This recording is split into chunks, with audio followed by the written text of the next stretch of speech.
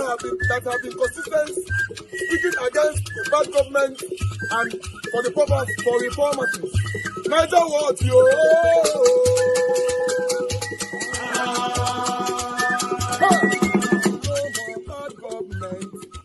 No more bad government. Niger what? No more bad government. Niger what? No more bad government. The only media that have been speaking. No more bad government. The voice of the voiceless. No more bad government. No more bad government.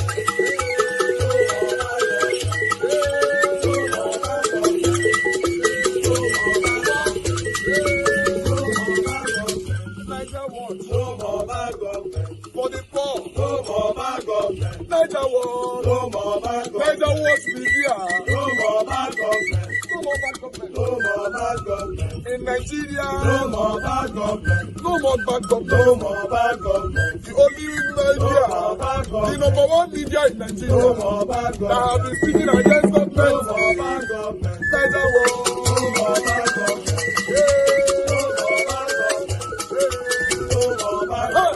Niger what you? The voice of the voiceless. The voice of the voiceless.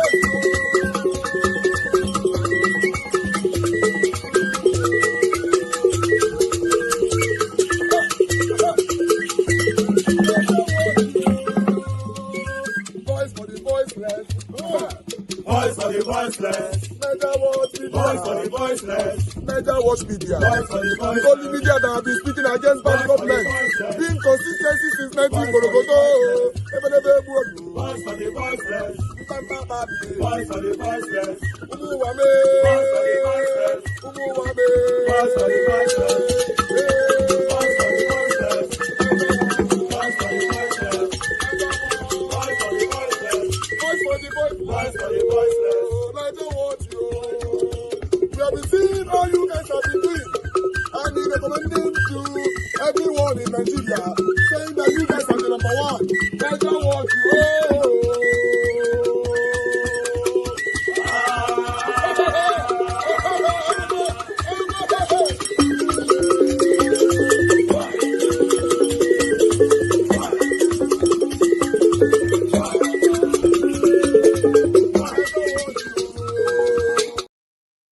Everybody complains that, oh, President Tinubu is the one responsible for a lot of defections and all of that. When the president understands your greed, he understands that your vituperations is not for the people. He knows your priority is not for the interests of your people. It's for your pocket, and he sorts it out. Why would you blame him for him taking advantage of your greed? Esther, did you remember that each time I have the opportunity of speaking on this platform, I always ask, where is the 210 trillion naira that is missing from NNPC? Up to today. Esther, do you think that money just disappeared? They don't know where it is. That money is with some people in this country. No, Barrister, you do know that the president has a share. He's the Minister of Petroleum. So obviously he has a share. But the question is, where did the money go? And why is no one giving accountability for it? I am coming. So if you have this kind of money somewhere, what is $50,000 and $30,000? Those ones are like granite money now. The money has been kept somewhere to wet the ground. Remember when the president was telling the governors, wet the ground. He understands the language. And this is the language of political sagacity. Esther, have you seen the so-called political sagacity? Have you seen where it is coming from? It's not as if somebody knows this thing so well. No. It is your capacity and ability to manipulate things. To intimidate people. To bulldoze people. Barrister, you made a very pungent response. You talked about the 210 trillion naira. Apparently, the Senate Committee on Public Accounts and has made several efforts to get the NNPC Limited to account for that staggering sum. They will not. And this is from 2017. Now, according to what the public account is saying, that there are the response to that missing 210 trillion naira is riddled with discrepancies, inaccuracies, and obviously there is no accountability. There's no proper defense in their response. That after 3 deceitful undertakings, Bayo Ojulari, who is a group general manager, executive director, chose a particular day to respond to 19 queries of the committee that they had issued based on the Auditor General of the Federation's damning reports on its audited statements. But instead of showing up before the committee, he chose to submit a written defense that is clearly unsubstantiated. So now, this, I don't know if we call the president into this, but you have the House of Rep members who are supposed to ask that there should be accountability. Marissa, we hear of probes in the House. We hear committees have been set up, just like the Gazetted situation now. A committee has been set up to look into it. But we're entering 2026, and by the 1st of January, this is kicking off. Others have said, why can't that tax situation remain for now until a committee has been set up to investigate? But Bayo Nanuga has said there is nothing anybody is saying. That thing is kicking off from January 2026. So are we in a system where whatever it is you lament or cry out about, there is no explanation given to you and nobody cares, actually? You know, when you have a government that behaves like a Nebuchadnezzar, who does not listen or hear from anybody, who has assumed to be a god, this is what you get. Do you know my worry here?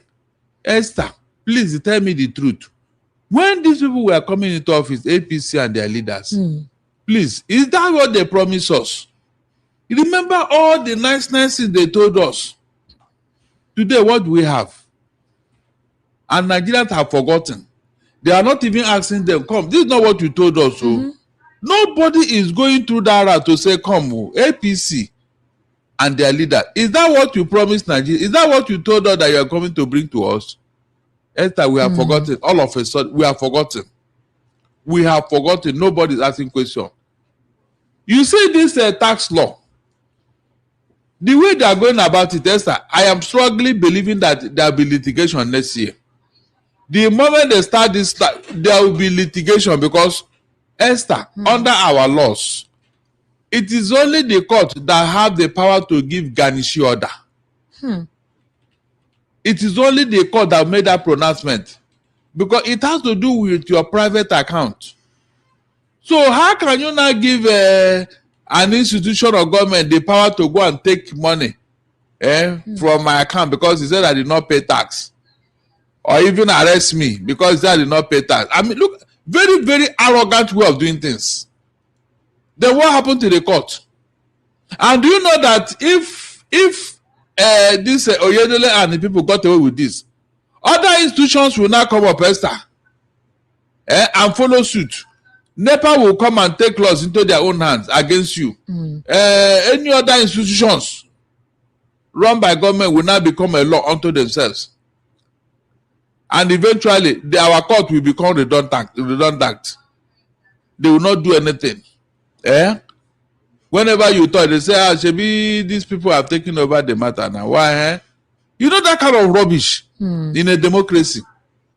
What is worrying me here now is that whenever this issue, this tax fraudulent tax law, instead of the government to say, okay, we have had your concerns and the issues raised, we are going to look into it, we will investigate. Esther, is that not the best thing to say? Good. But they are telling us that whether we like it or not, it will take off in January. Bayo said no matter what the opposition says, it's kicking off. But the problem Nigerians are having, where there is a contrast, is the sincerity of purpose of the tax. Taiwo Edele, to be honest with you, has been trying his best to educate Nigerians as properly as possible.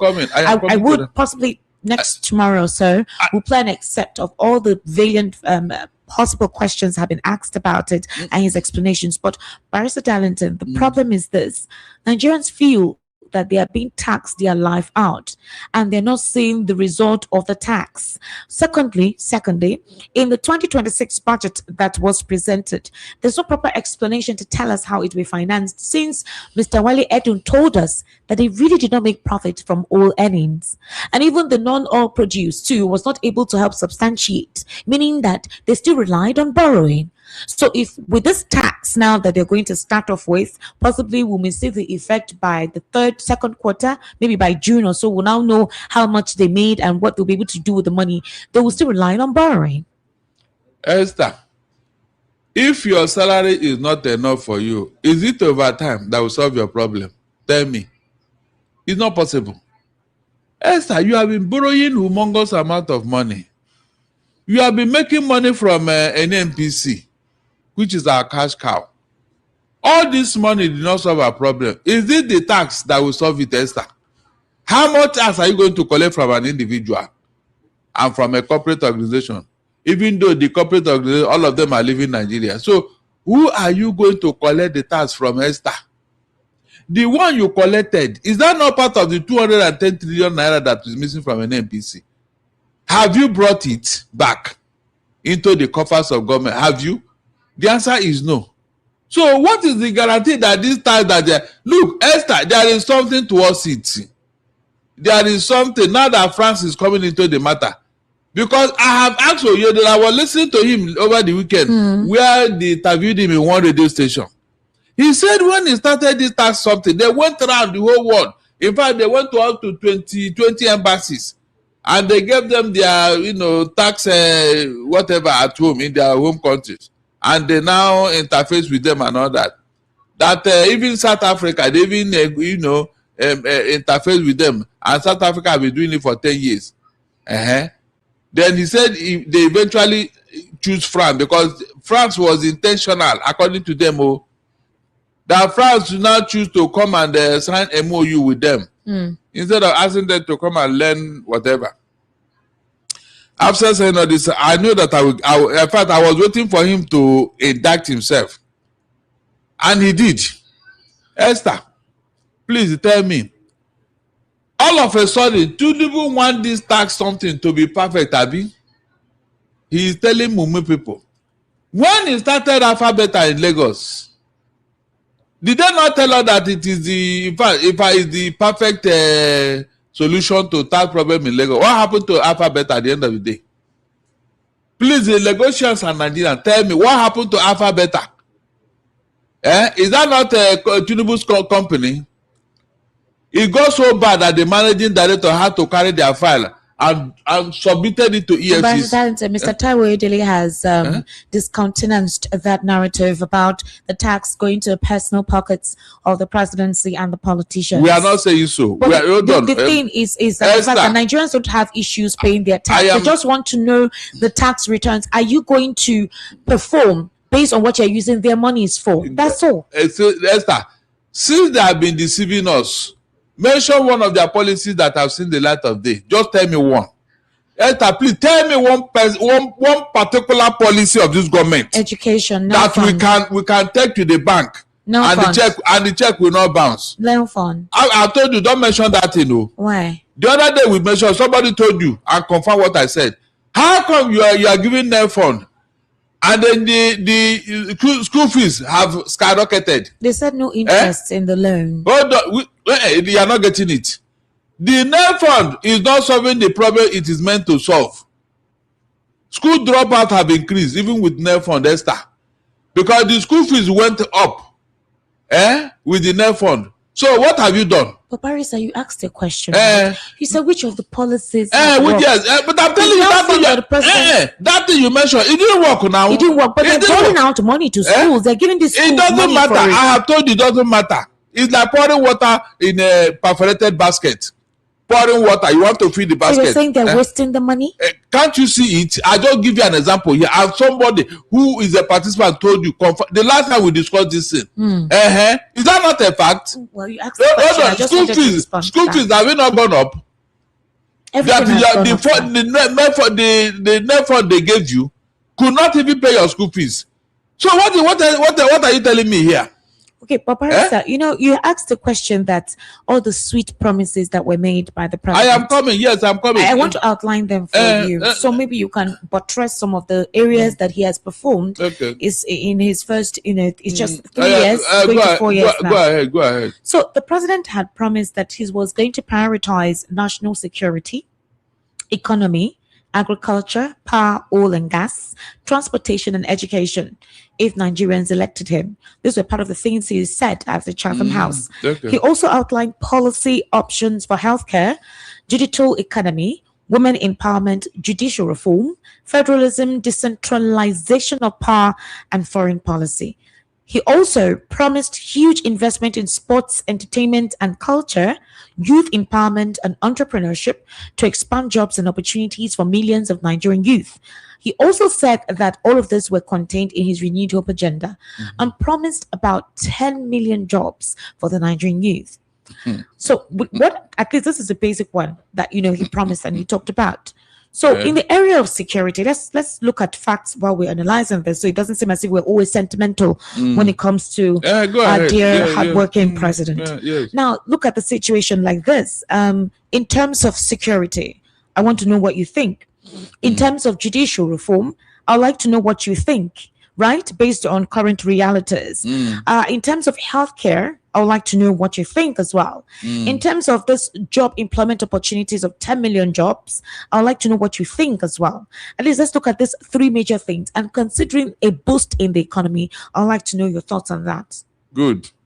Now, let me round up with Taiwo Yedel and Itas. Then I will pick on all these things you said. Okay. Now, Esther. Yes, sir.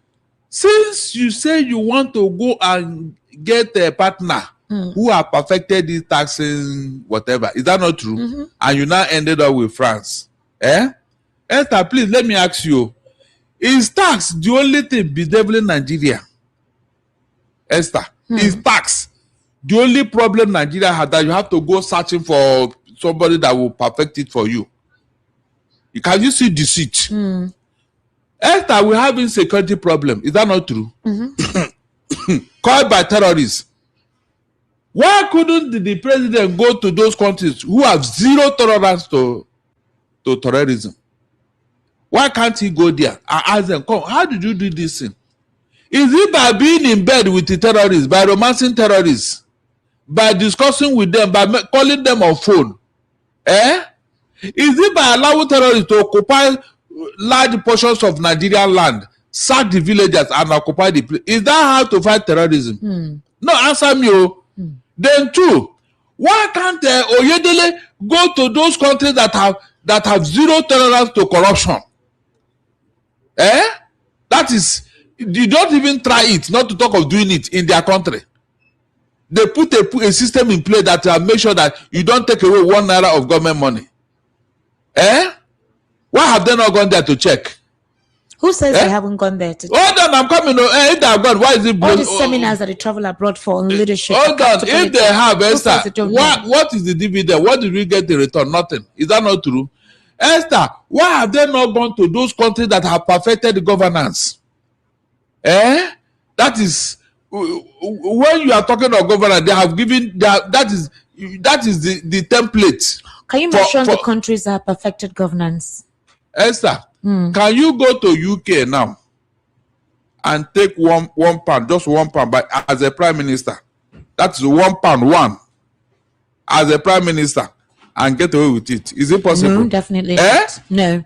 Okay, thank God you answered that. Yes. Please, can you go to UK as a president and the prime minister, and you lie to the parliament? Remember Boris Johnson? He lied, and for telling lie alone, what happened? Well, that's a step away. Oh, really? Oh, it happened, Abi? Yes. Really? So things cannot happen here, Abi? Barrister, but the system is the fact that politics is financially induced. So that's the kind of system will operate. If there is no money attached to leadership, obviously all of this will be discouraged. Hold on. In UK, did they go into leadership because of money? Hey, God Almighty. That's because the system does not permit it. And that is good governance. Yes. Can't we perfect it here? Were you expecting President Bola Ahmed Tinubu to reshuffle a system that this country has rolled on existentially? These are the things he promised. Esther, I'm answering your question. Now you're still I'm answering your question. These are the things he promised to do. These are the things he promised to do. Can 210 trillion naira be missing in the UK government coffers? and everybody's just walking about as if nothing happened. It cannot happen, Esther. No, Barrister, what I was asking, Even in America. what I was saying, Barrister, is did you expect President Tinubu to start up a system that does not allow for financial inducement when it comes to accountability and transparency? This is what you told us now, Esther. He didn't tell us he was going to do that. He said he was going to prioritize. His focus was to boost the economy. The focus was for healthcare. The focus was for security. He did not tell us that he would investigate funds or that he would ensure that persons who had utilized funds for anything missing. He did not give all of those statements. No. You don't need to say it's a given. He mentioned it. Esther, he mentioned it He now. did not mention that. He said he will fight corruption, for God's sake. The president did not say he will fight corruption. He said it Barrister, now. No. During the presidential, at the point Barrister, he said it. Barrister, hold on. I had it. No, he did not say he was going to fight corruption. During the presidential media chat, Maokwe Ogun asked him about it. President Bola Ahmed Tinubu refused to respond to that. He said he would not talk about corruption, but he would rather do something to prevent corrupt practices. And he did not say he would fight corruption. Esther. Yes. Now. I just want us to be specific. Prevention is better than cure. Now, is he doing anything to prevent it? Please tell me. You can see now. You can see now, Esther. Is he doing everything? And this kind of money is missing in a ministry where he is the minister. And yet he's not even bothered, Esther. 210 trillion. Who's the minister of petroleum? Is it not in that ministry that money disappeared? Esther. Look, let us not justify what is wrong. Oh. Telling me he did not promise. Is it not a given that you must fight corruption? Barrister, is it not a given? Priority for others, but it may not have been his own priority. But you said it now. He said he will do something that will prevent. Is he doing it? During the interview with Maokwe Ogun, she asked that question, and he said that what he will do is to provide proper education for the children. That it is when there is no proper education, these people get into vices that lead to corrupt practices. Because they asked him if he was going to investigate the former chief of army staff Borotai and all the corrupt practices within the previous administration, and the president did not give any specificity. He said he's not taking care of corruption. At least, yes, if you cannot investigate the past, then stop the present. Is that not how things are done? But if somebody did not promise you something, how are you expecting him to give you what he did not promise? What is governance? Please, what is governance, for God's sake? What is governance? Your definition of governance is different from his definition of governance. Yes. You see, Esther, you have started. No, after now, you said I called you APC woman. Barrister, how is he APC woman? Look at what you are doing to defend. No, I'm not defending. I'm just saying that what you consider to be governance appropriately if you are be not, different from hold him. on. If you are not doing the right thing, then you are not supposed to be there. That's what I'm telling you. What if your own means of governance is not to do the right thing? Look, governance is no longer rocket science. We are in a modern world. There is templates for governance anywhere in the world. So if you don't follow it, then why are you pretending to be in a democracy? That is my question here. This thing we are seeing today under APC, did you see it under PDP? Did we? We did not see it. To this extent. No, to this extent. No, hold on, no. If we did, the things will not be like this. Esther, if we did, in fact, 16 years of PDP wouldn't have be giving us the nostalgia we are feeling today. That's the truth. Why are we thinking of going back to PDP era? Why? Please tell me why. Not just PDP era, Buhari's era. Some Nigerians are saying, no, let's not go back to Buhari and Tinubu. That is the same APC. Let's not go back to PDP era.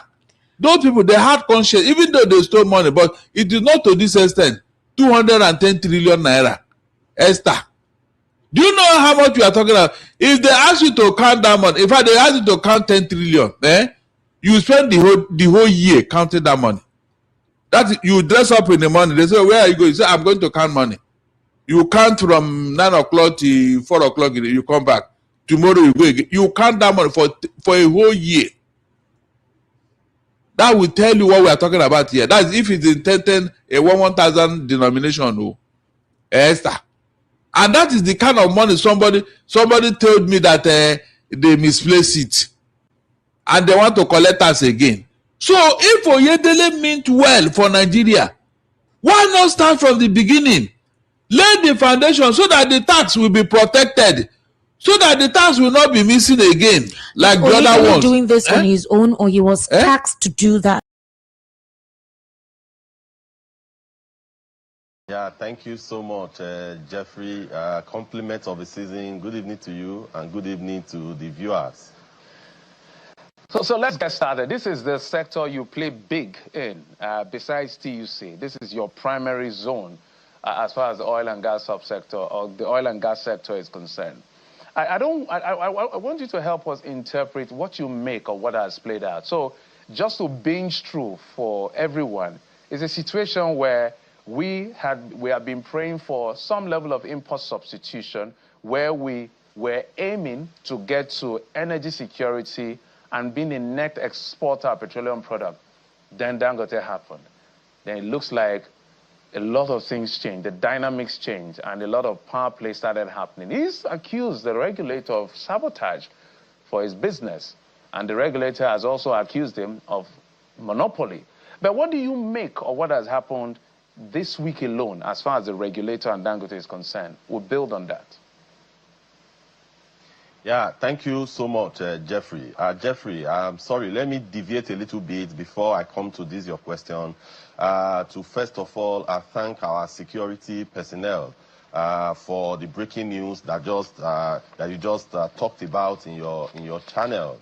For us, we are quite elated, we are quite happy, because as a parent, when you see that, when your children go to school and they could not return home, I wonder if any of those father or mother, if they've been able to sleep in the last 1 month plus. So I thank the security outfit, led by the Office of the NSA and the Ministry of Defense for coming to the rescue of those children. And we wish to encourage the government that moving forward, this kind of thing should never repeat itself again. This kind of trauma should never happen again. So we must put in the right architecture to ensure that this never happen again. That Chibok, that Dapchi, and what just happened even in Kebbi and now in Niger never repeat itself again. Because these are some of the reasons why children wouldn't want to go to school, why parents would rather keep their kids at home rather than sending them to school.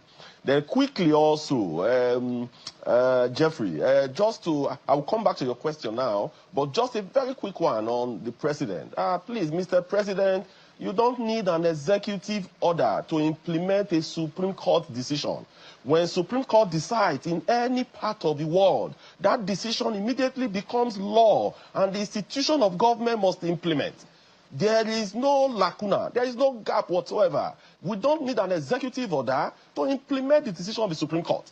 The institution of government should immediately swing into action and implement what the Supreme Court has said.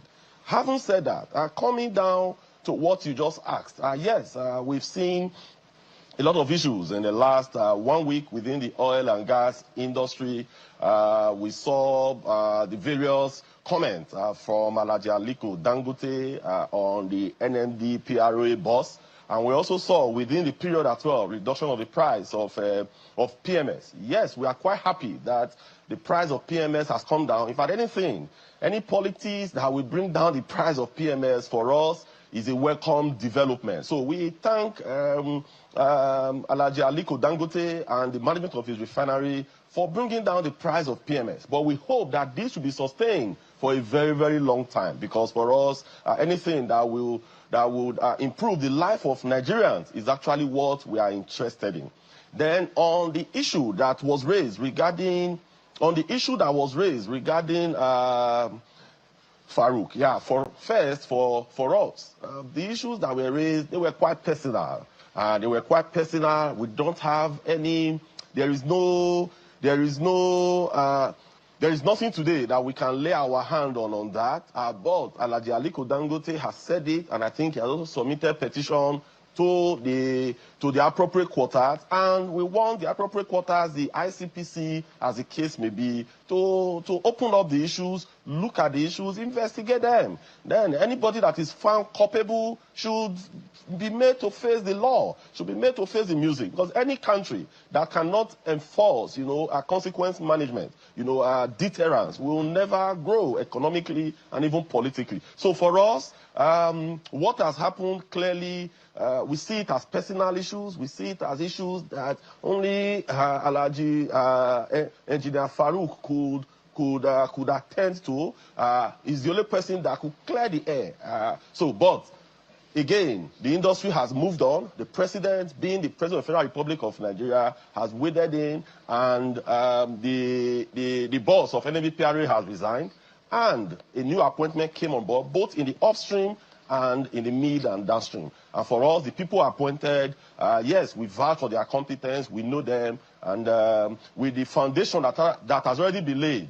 Because, Jeffrey, one of the challenges, or one of the fears we had earlier, when the PIA was passed, if you remember, the PEF, Petroleum Equalization Fund, as well as PPP-PROA, they came together to form one agency. And also, we had a downstream section of the old or defunct DPRO, coming to join them. So you had 3 agencies with 3 different DNA, with 3 different culture, with 3 different organizational structure coming together to form one. So we were quite skeptical from Pengasam point of view that how is this going to happen? How are they going to gel? But to be very candid, in terms of the way it moved, the board of NMDPRA, led by Engineer Farouk, was able to bring about, to cement that relationship between these 3 agencies and make them a whole and make them one. And it became functional. And in all these, there was no employee that lost his or her job, because for us as unionists, that is the first thing we look at. How will this agency function? How will our member fit in? How will they have job tomorrow? And that for us was quite good. The similar thing happened in the upstream as well. So in general, a foundation has been laid for those that are just come on board to be able to build on and take off from there. So let's get off the personal conversation. That's the responsibility of the ICPC. I understand they've even invited Aliko Dangote, the chairman of the Dangote Group. Let's talk about some of the issues that were raised. From an insider point of view, who sits and sees these things, he's constantly maintained that the regulator in this sense, or some players within the sector, are trying to sabotage him. Do you agree with his allegation? Yes, Jeffrey, the word sabotage is very huge. It's very big.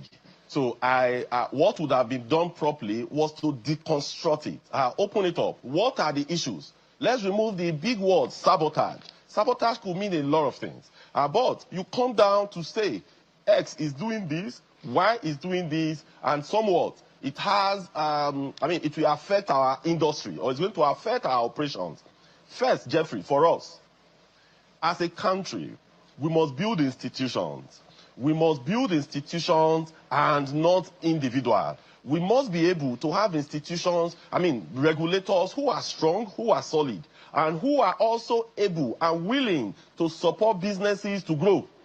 And to also ensure that those businesses, they also operate within the ambit of the law. Because if you don't do that, we'll be akin to being a banana republic. So for us, the institution NMDPRA, the institution NUPROC must be strong, must be built, and must be solid. Then, when this is done, then all other operators within the industry will know that you have an institution that will back and will be able to buy it. So, in terms of some of the issues that were raised, yes, first, we are extremely happy and we are extremely excited that Dangote Refinery is here in Nigeria. It is something of joy, it is something of pride to have such refinery of that magnitude situated in Nigeria. But for us, that refinery operating the way it is, there must be synergy between the management of the refinery and the government institutions. There must be synergy between them. Where there are issues, the regulators should understand that it's their responsibility as well to ensure that the refinery would grow. Then it is also the responsibility of those managing the refinery to also understand that there is a regulator they must work with. When both of them recognizes this, I think most of this friction are going to reduce. Because for us and for me, I think the issue is much more beyond Engineer Farouk. I mean, Engineer Farouk reports to an individual, reports to the Minister of Petroleum, right? And the PIA also gave a lot of responsibility to the Minister of Petroleum. That is the President of the Federal Republic of Nigeria as it is today. So what that means is that anybody occupying that position will not do things clearly outside what the President has asked him to do, or rather, what the Minister of Petroleum has also asked him to do, because he reports directly to the Minister of Petroleum. So, but for us, there must be sanity in the industry. There must be, our industry must be able to recognize that there are stakeholders. And all these stakeholders, we must work together to achieve a certain aim. So the word sabotage is relatively too humongous, but when we break it down, we'll be able to deconstruct. If you say interest, yes, we understand, because different individuals have different interests. For example, Aliko Dangote, the chairman of the Dangote Group, who built the refinery, for him, he is producing locally. And what he wants is that don't import PMS anymore. Let me be able to distribute this PMS in Nigeria. But those that are also importing, they also have their argument. And their argument is that, no, you are not a government institution. You are individual. So being an individual, you could import, you could even export your product. And the market should be open for every player to play in. That is their argument as well. Then for the regulator is looking at it that, we don't also, let's manage it. We have responsibility to ensure energy security. And in bringing about the energy security, we must ensure availability at all times. Okay, Dangote Refinery, how many, what's the PMS that you are producing today? What is the consumption of PMS in Nigeria? What is the gap? How can we now meet that need? So, these are all different interests. But one person will be able to align all these interests together for the benefit of not just the industry, but the benefit of the entire Nigerians. And that person is actually the Minister of Petroleum Resources. And that resides with Mr. President. So he's the one who should bring all these players together. All stakeholders, let's sit down together. What are the challenges? Dangote Refinery, what's your issue? Those importing, what is the problem? Then the regulators, what are the issues? They open everything up and come up with a concrete decision that will benefit the 230 million Nigerians. Yeah, Mr. Super, there's something you mentioned, and I'm going to rephrase it and ask you for your own position if you are to sit with the president. For us, who are the final consumers of whatever it is being produced across this refinery, anything that brings the price down is good for us. If they fight till tomorrow, as long as the price is coming down, it's good for us. That's how the consumer wants to receive, given the fact that they bought it way cheaper before the deregulation of the sector. But this is the argument. Dangote says, I'm building this refinery. You're not supplying me enough crude. And we can understand the reason. Is making headlines around the globe. First off, good news. After exactly 1 month in captivity, all abducted school children taken from St. Mary's Catholic School in Papiri Community, Niger State, have now been released, with a final group of 130 freed, bringing the total number rescued to 230. Officials of the Office of National Security Advisor confirmed this to Arise News Channel on Sunday.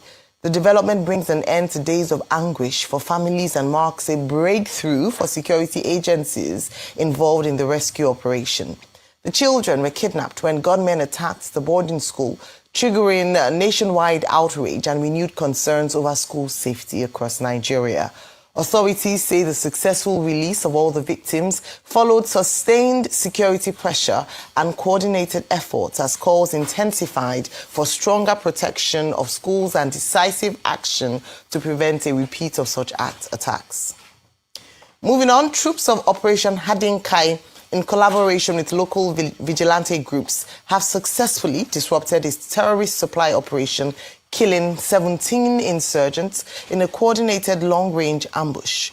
The operation was carried out in the early hours of December 21, 2025, as part of ongoing kinetic operations in the northeast. Arise correspondent Ihotu Odo reports. The fight against terrorism continues to record significant gains as troops intensify offensive operations across the northeast region of Nigeria. According to a statement by the Media Information Officer, Lieutenant Colonel Sani Oba, acting on credible intelligence about the movement of logistics supply by suspected ISWAP elements, troops of Operation Hadinkai, working with members of the Civilian Joint Task Force and local hunters, moved to an identified interception point between Sojiri and Kayamla villages on the night of December 20, 2025. At about 2:24 a.m. on December 21, suspected terrorists arrived at the location on bicycles, conveying various logistics items, confirming earlier intelligence reports. Troops already positioned in concealed and coordinated formations launched a decisive ambush on the group. 17 suspected terrorists were neutralized during the encounter, while others fled the area with gunshot wounds.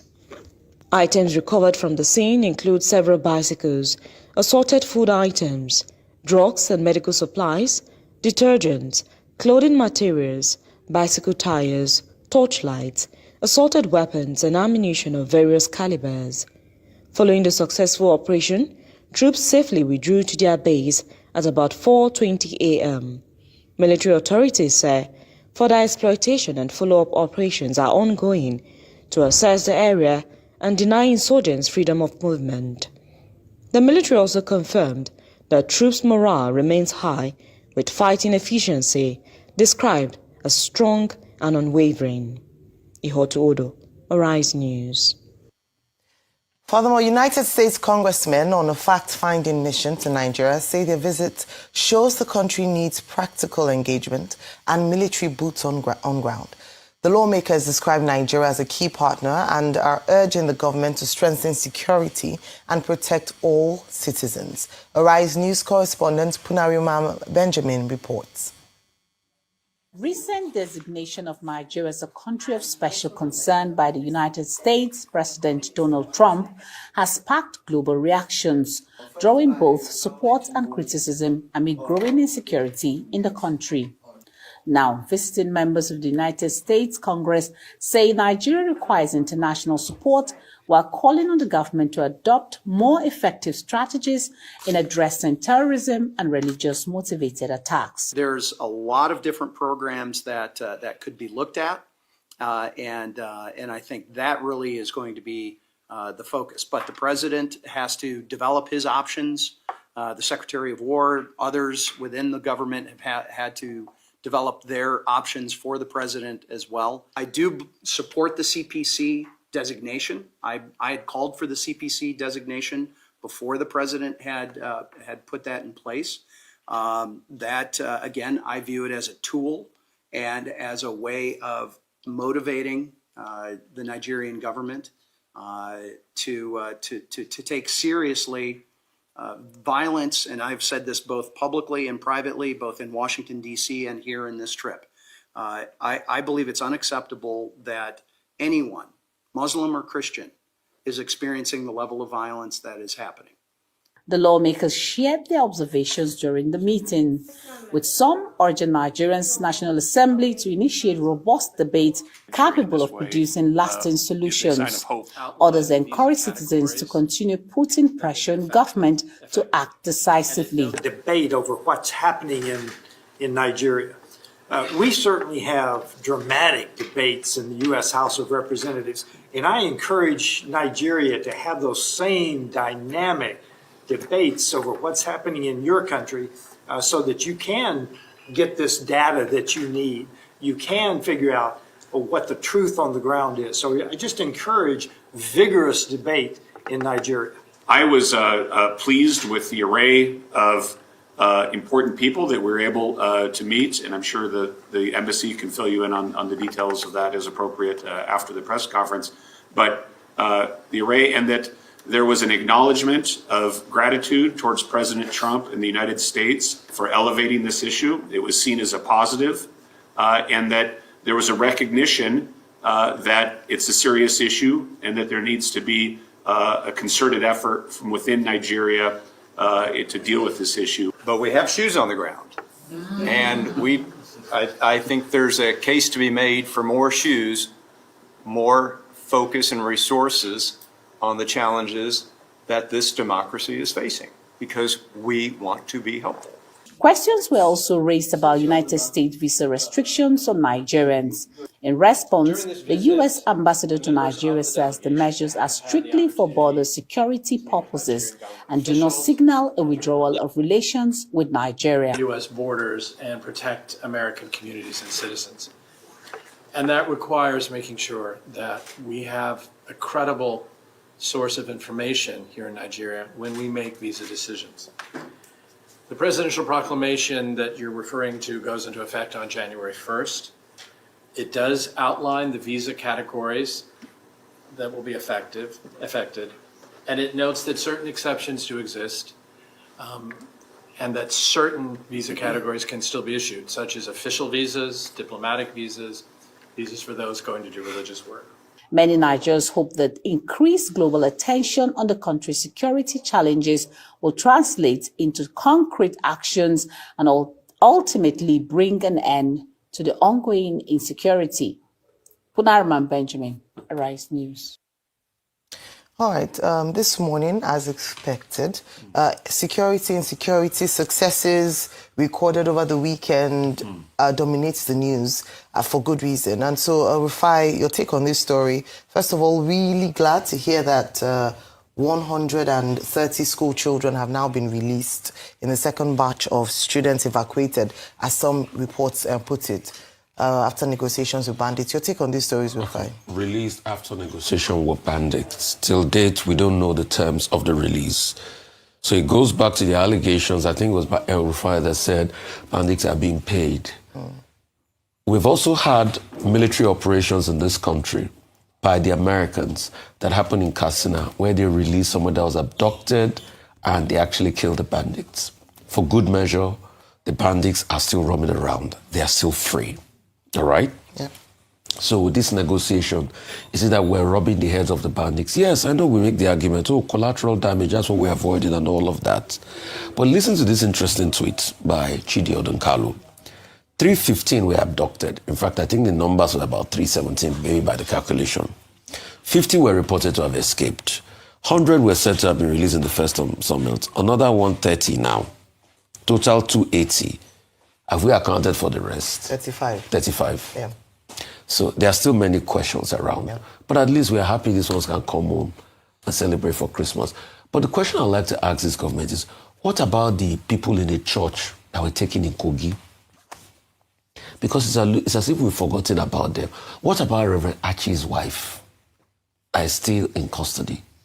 What about the other people that have been kidnapped around Kogi, Lokoja, the expressway? What about travelers?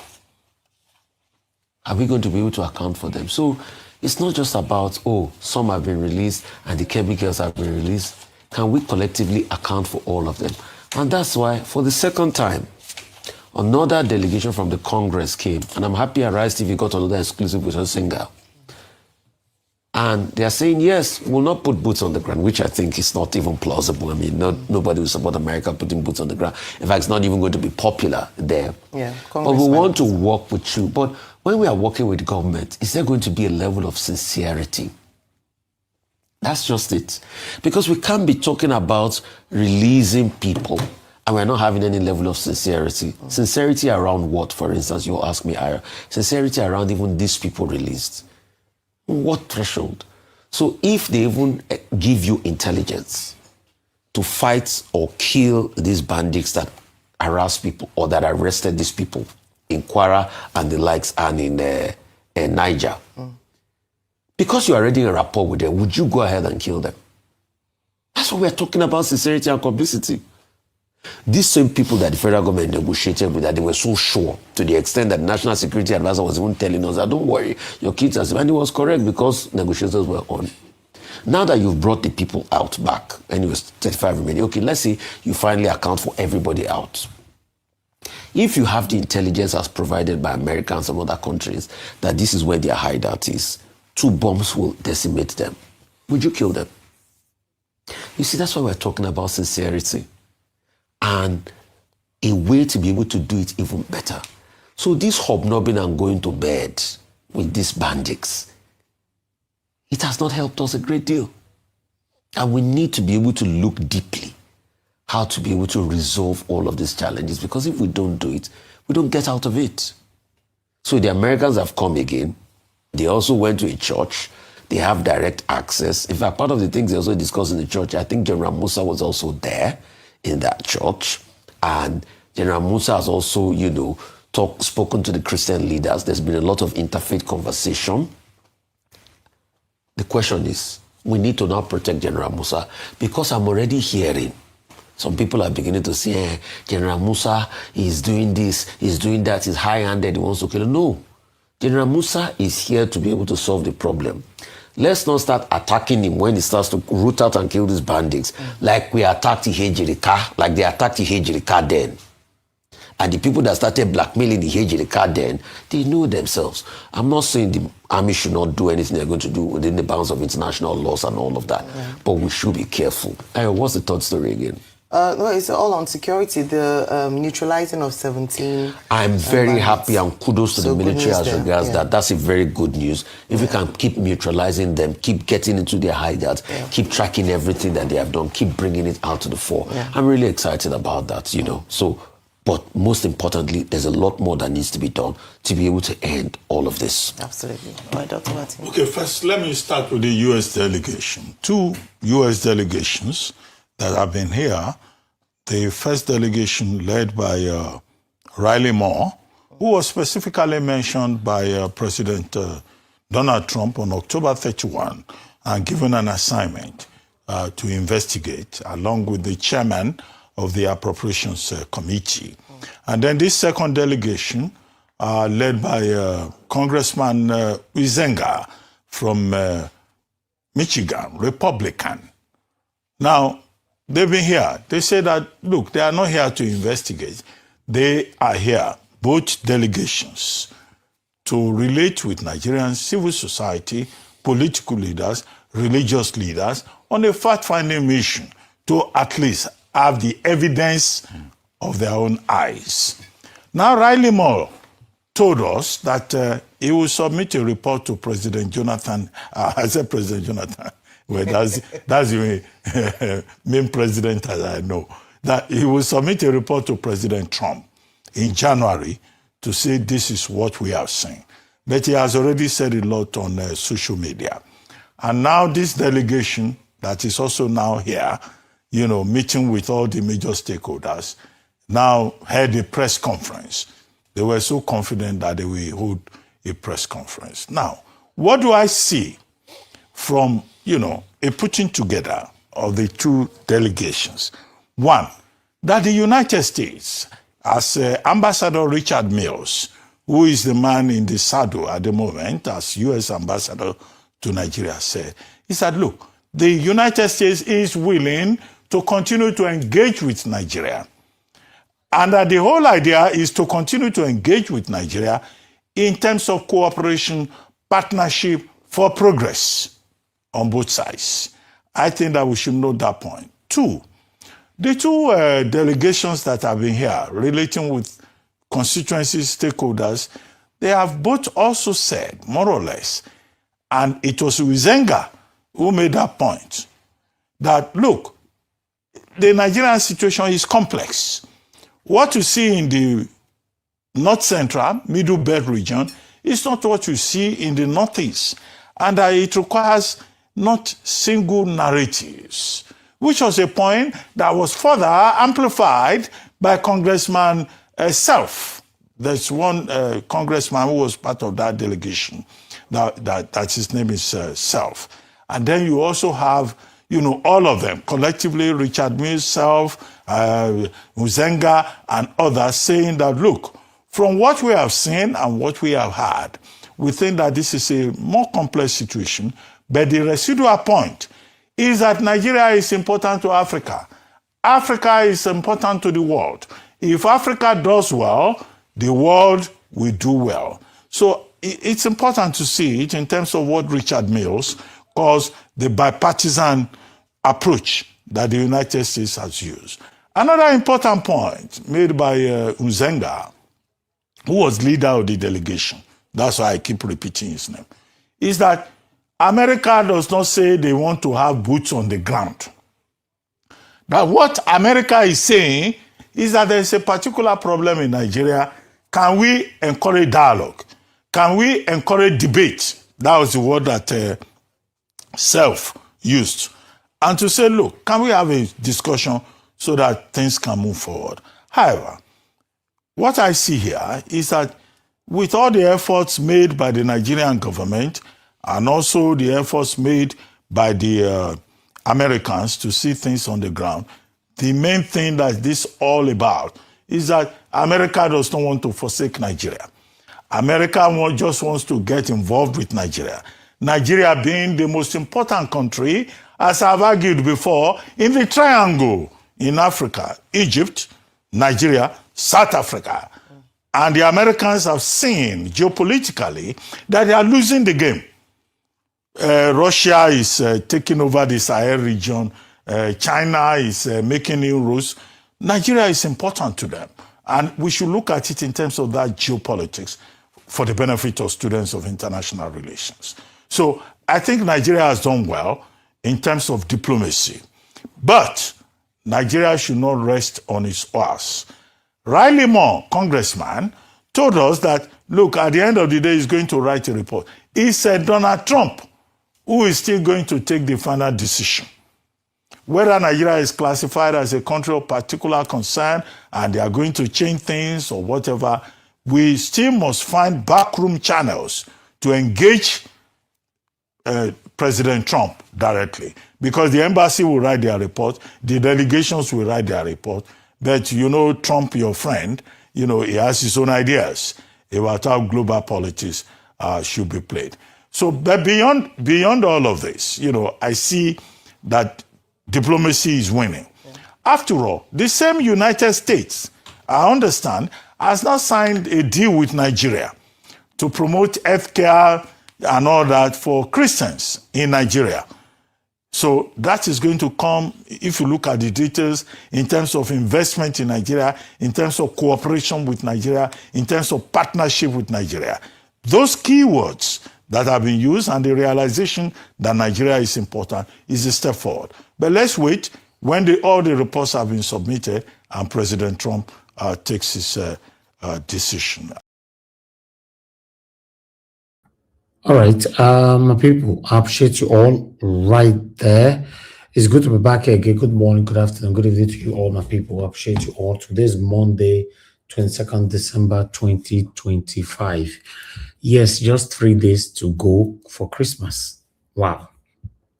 Now, so we see it's very, very close.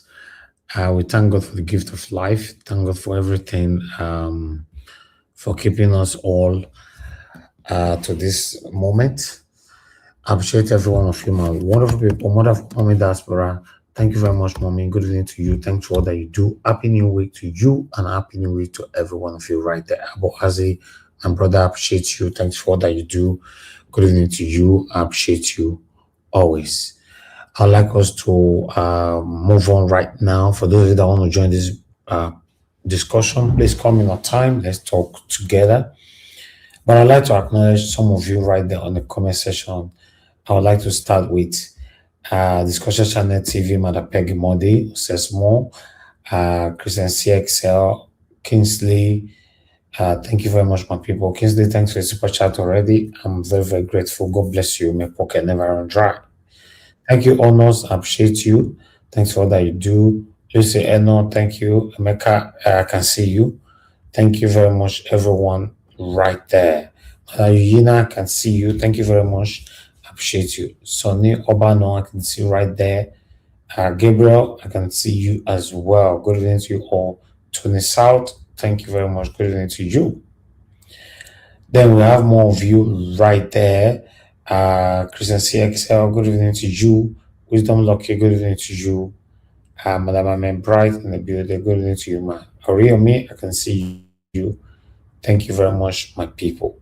Didi Anthony in the building, thank you very much. I appreciate you. Dixie Dagon right there with us. God bless you all, my people. I appreciate you all right there. Who did that again? Mr. Johnson Emmanuel, thank you very much. I appreciate you. Good evening to you. Michael Okata, thank you very much. Good evening to you as well. Mike Akimbari, my brother, I can see you right there. Good evening to you. Ifeanyi Anako, thank you very much, sir. Good evening to you as well. Oege and Osadolo, thank you, thank you. Thank you all. Thank you to you all. Anybody that I not mention your name, not intentional, I appreciate you. Okay, just help us to press on the like, help us to share, press on the dollar sign if you can, encourage what we do here. But meanwhile, I would like to quickly divert to the second video, second topic that I have for you guys today, which is a very short one though, very dark man, 3 minutes. Pastor Chris Okafor, it's a good thing that you released Doris Ogala before the Tuesday deadline, but the honest truth is I actually didn't have any proof. You know, I said Doris Ogala sent me some things. I didn't have any proof. I have what was bigger than the proof. And let me give you a snippet of it. And trust me, I might even actually still post it, you know. Watch. Alright, so what is your name? My name is Chi Okafor, the daughter of Pastor Chris Okafor, the founder of Liberation City, Ojodu Beka. So, Ms. Okafor, you reached out to me when this whole Doris Ogala thing is happening, and then you said you have a lot of things to say about your father. First things first, I was not going to put you on camera because of what you told me, but these things are too weighty for me to say with my mouth. I want you to come directly from you that experienced it, what you went through, you, your sisters, and your other siblings that are currently staying in the house with him. So, it took me so much courage to come here. I can't believe he had to resort to me coming to talk about the man that brought me into this world, my own father. Calm down. Sometimes I wish I had the blood of an animal running through my vein instead of his own. Calm down. Calm down.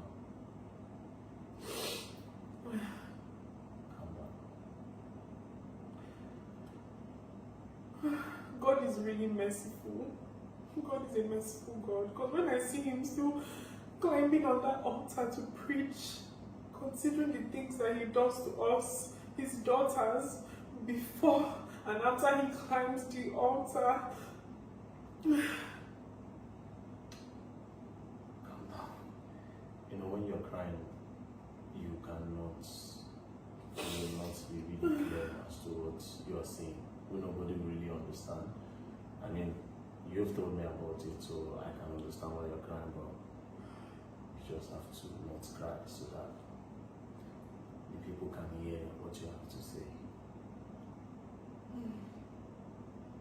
I understand that it's a traumatic experience. You know, what you witnessed, what was done to you, your siblings. You see, I just had to cut it because if I post everything, nobody will be in your church.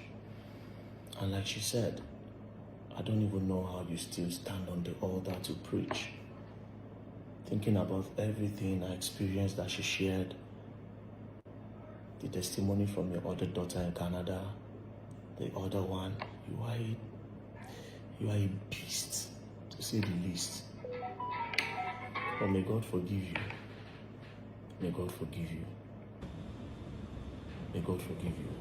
I might have to post everything because I don't know if I can hold it. The world needs to know who you are. All right. For those of you who are supporting this pastor, this satanic pastor, Chris Okafor, you know, the reason why I'm supporting VDM till tomorrow, he only work with evidence. That's one thing I love about him. That's why I will continue to support him. Some of you don't like me anymore because I'm supporting VDM. Some of you automatically started to hate him for a reason I don't know, maybe because of Harrison, I don't know. But he went extra miles to get deep information. If you hear what that satanic pastor don't do with the daughter, you will shock. You know, my mouth will go hear him until when VDM is ready to release this to the public. But VDM mentioned something that no, some of you will not, and many people will not go to that church anymore. Not lie. Even though you open devil come out for inside any pastor room, people will still be supporting him, supporting them. You know, it's just like Harrison is out now. I went through the comment section. Everybody was saying there's nothing you can ever do wrong that will make me hate you. There's nothing you can ever do. There's nothing. That particular comment was, you know, okay. There's nothing there's nothing you can ever do that will be wrong in my eyes, and that was the word. I saw that more than 100 or 50, if I'm not mistaken, a lot on this comment section. Go there. Do you know why I have to comment on that comment? It's not because of RSN, because of the situation we find ourselves in Nigeria.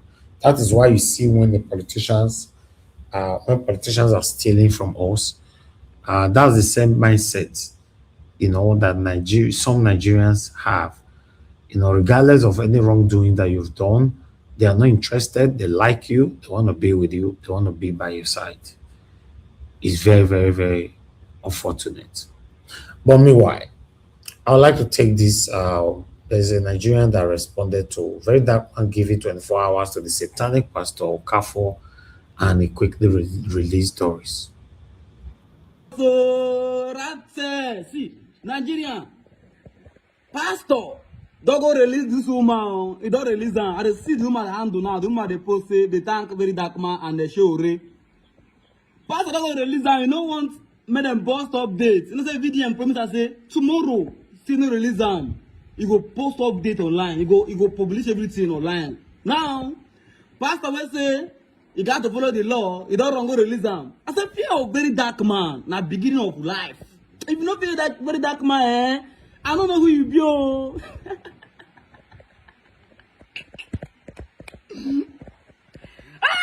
Jesus, I see this man. I don't mind the post like this now. Few hours ago, do mind the post. They say thank you, very dark man. Thank you, Sheore. The thank you, very dark man, Sheore. Pastor don't go release that guy. Video let me suffer. The evidence in my phone. On Tuesday, say no come outside. You go publish everything online. You go cast everywhere. Pastor don't go release them. You know what means Nash boss. Papa J, ole, Mama J, ole. I said this one so, eh? All of them go tire. But Suleiman, all of them they side, they talk, start so they talk, all of them go tire. All of them go tire. If you not release that, no. If you not release that, you're a pastor, you can pray. You have evidence. If you not release them, may they disgrace your line. May they see. I tell them, say all these pastors, they are all fake. And they tell another year. No, we not release that so. If you don't say, you don't do the thing, if you not hold them, if you don't say evidence not there, if you not hold them, but you don't say evidence there. All the evidence there. Do man not talk in vain. All the evidence there, but you release them or not release them. Nigeria DSS, go bust that altar. Go dig them. There is something in that altar. There is something in that altar. They need to dig that altar. Nigeria man not collect money. Nigeria DSS not collect money. All these pastors screaming, all made the leak, all the secret made the leak. Go dig that altar. There's something in that altar. Yes, I like the way they expose pastors. I just love them. They treat me well. Because they are all heartless. If you know what these people can do, you know go decide themselves. If you say they about you go cast them. They are heartless. And they tell you out of experience. Pastor, wicked people. They are evil. If I don't release them, this is a very dark man I your mate. But now, oh, if I leave her now, I don't know why I go release them. I'm going to prepare video down. I don't for the evidence. Oh, why you like that now? You know, man, matter sweet. Pastor, man of God, man, matter sweet. If you leave my matter sweet now, man, matter sweet. Say, God. Man of God, don't go. No, more follow. Oh, man of God. Why I go release this man? This woman. If I don't release this woman, if I leave a man of God, by now, see, that can tomorrow go. And Chris Okafor, we all know how it's going to end. We know that very dark man is definitely going to talk. We know. And this is the thing I don't understand with some people sometimes. Now is a man of God. A lot of you are saying, post it, VDM should post the evidence, VDM should post it. But if it has to do with an individual, your favorite celebrity, you wouldn't want VDM to post it. All of you wouldn't want VDM to say anything. But all of you are clamoring for VDM to post it because of what? He's a man of God and it's something against women. It's not even because it's something against a woman. Just because he's a man of God, he's not your favorite. He's not your pastor. He's not your own daddy GO. So all of you are interested. You want to hear it. You want to see it. You want to know what it is that VDM has got. But to be honest, it's not even just an evidence according to VDM. It's way more than evidence. And I wasn't even expecting Chris Okafor's daughter. I was not even expecting his own daughter to come and testify or say anything against her own father. Honestly, I expect anything, but not the daughter to speak or say anything against her own father. She even went on to say that she wished she had the blood of animal running in her. And she also said that God is indeed a merciful God, that she don't know how this man still stand on the podium to preach, despite everything he has done to her and the other sister in Canada. So now my question is, what is that he is doing to his own daughter? Your guess is as good as mine. But we're going to find out. Since all of us are interested in for the thing to be posted because of what? It's not your favorite. It's not your favorite person. So we're all interested in listening. To be honest, me, I won't hear him. I talk him before. I go talk him again. If you know what a lot of these Nigerian pastors are doing, yeah? You see, all of you gullible people that sheepishly follow them. If you know what's in them they do, most of them, majority of them, these Nigerian pastors, I'm not even capping what these people do. Anyway, post it, VDM. We know say, keep quiet. We know say, VDM, cho. Oga, post them a bag. Open in yash. Na yi kenoko. Na yo tulanoko.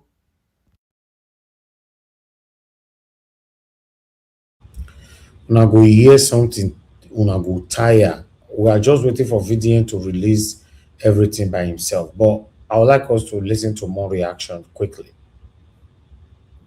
Been released, and this is just less than 24 hours since VDM released that video that he gave them till on Tuesday to release her. Pastor, why you dey fear? Why una dey fear VDM for this social media space? You do this thing, abi you no do am. Why una dey fear? If we tell una say power dey this guy body, una no dey believe. Rattle King never release statements. Una don rush release person una carry. Una for carry her now. Na case wan start. I told una say this week go sweet well. All these pastors, their nyash go open this week. Releasing her no mean say we no go still open on her nyash. Every proof where that woman don't give VDM go talk am. There is something you all don't understand. Doris Ogala must have made a lot of mistakes in her life, but you will be pastor. Get integrity to hold. You no suppose they hurt person like that. You just be like when you come out, person will no get anything to lose. You will get everything to lose. You just they hurt them. You promise her marriage, you know marry, and you go marry another person, and you think say all the bad things where you don't do, where she help you cover. Say she no go open her. She go open your nyash finish where. If you know anything good for you, my advice for this pastor, the way that they talk about so. If na house she say may build for and just rush go build that house, because waiting go fall upon you this week. This one, especially this one where VDM don't enter this case. Waiting go fall upon you this week go heavy where. All right. It be like say all of the fear VDM, right? But I'd like us to quickly switch to Harrison. Is already out, and this is the video when it came out. Watch this.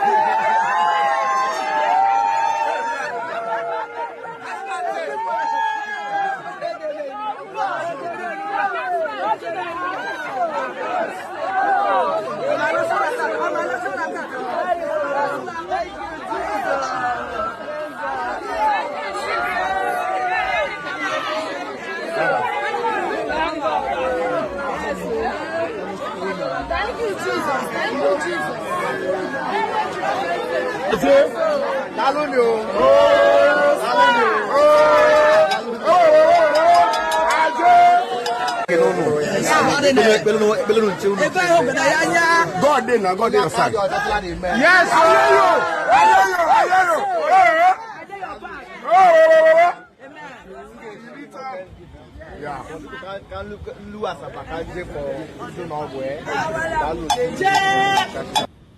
Okay, that was when RSA came out from prison.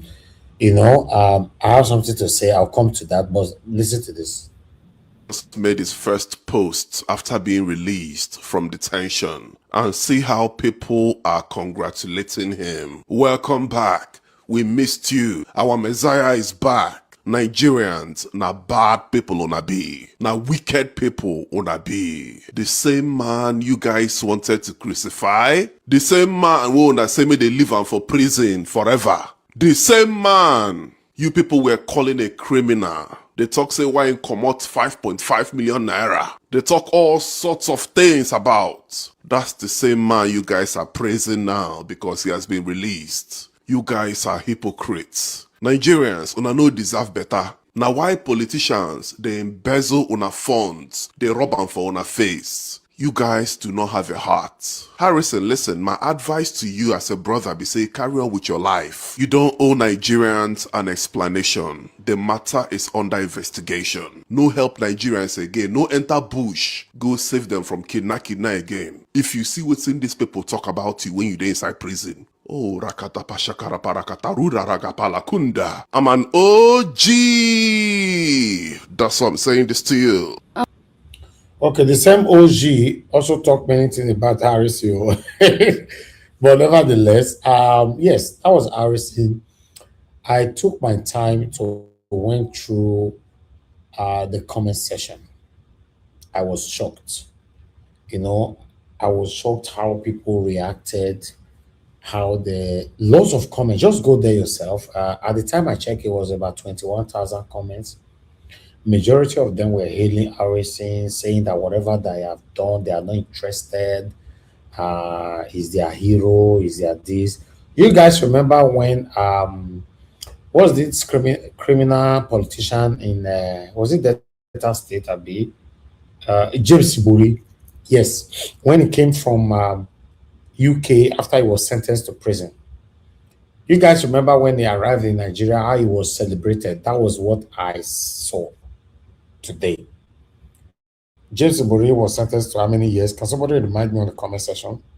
You know, I don't know if Mr. Meka, you remember. For me, I can't remember how many years he was sentenced for as ex-convict.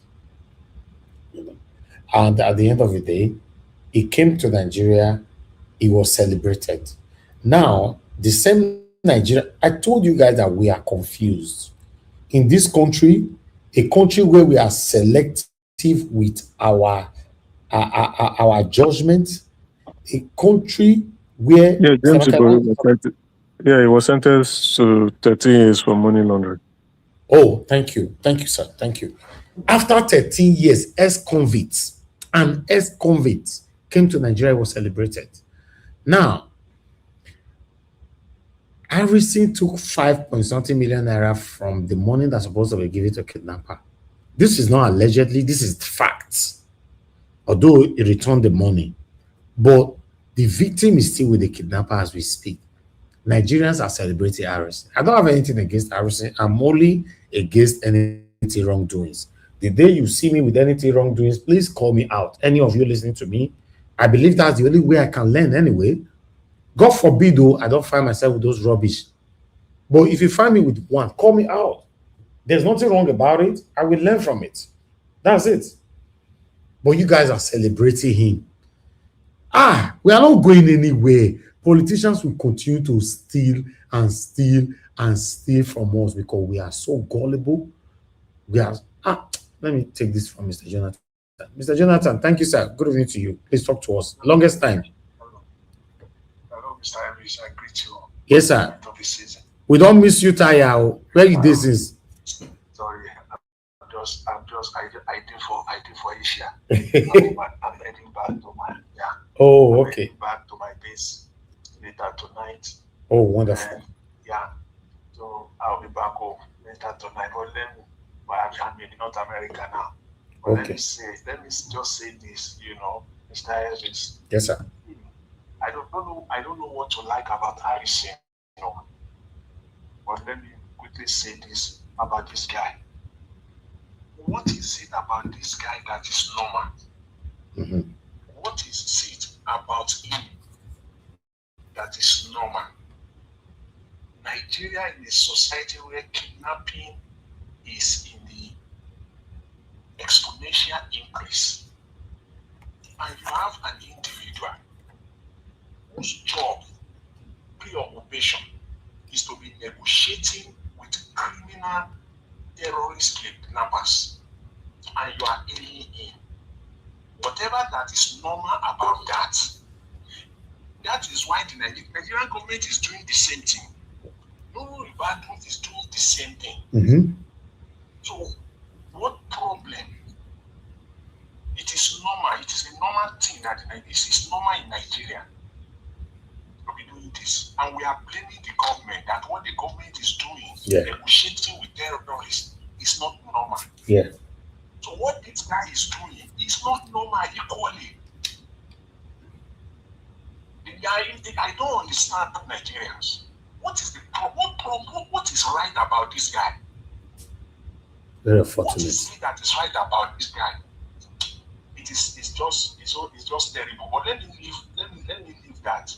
See, I just want to touch on two issues only on Nigeria. I've always said, I've maintained on this platform and anywhere I find myself, Nigeria is not normal.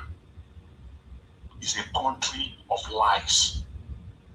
I've had the opportunity, especially in the last 1 week, to get myself apprised with what is going on in Nigeria. Anybody in Nigeria, if you are in Nigeria, anywhere you are in the world, and you believe anything that is coming out from the Nigerian government, you are either mentally sick, which you must be mentally sick, or to put it in a lighter form, you do not have a sound mind. Anything whatsoever that you cannot take it, first of all, evaluate it, but you just take it and be broadcasting it and believe in it in the slightest form, you are mentally sick, period. Anyone, anything that is coming from the state, from the Nigerian government, where do you want to start from in Nigeria? Just tell me, where do you want to start from? Where? You want to believe anything coming from this government at your own peril. Mm-hmm. At your own peril. The government, Mr. Tinubu, I took my time and I listened to his speech on the budget. Let's leave the rest. We'll talk about all the. Are you aware, Mr. Jonathan, that 10 trillion naira is missing? 210 trillion naira is missing right now. See, you know, it was on this platform when Tinubu came out in August or September thereabout. Himself, the president himself, he said that the Nigerian has met the revenue target and exceeded it for 2025. The same Tinubu is telling Nigerians that as of now, they have not met their target of revenue. The Minister of Finance came out and said they only got 10 trillion naira. Are you kidding me? 210 trillion is missing. You see, let me tell you something.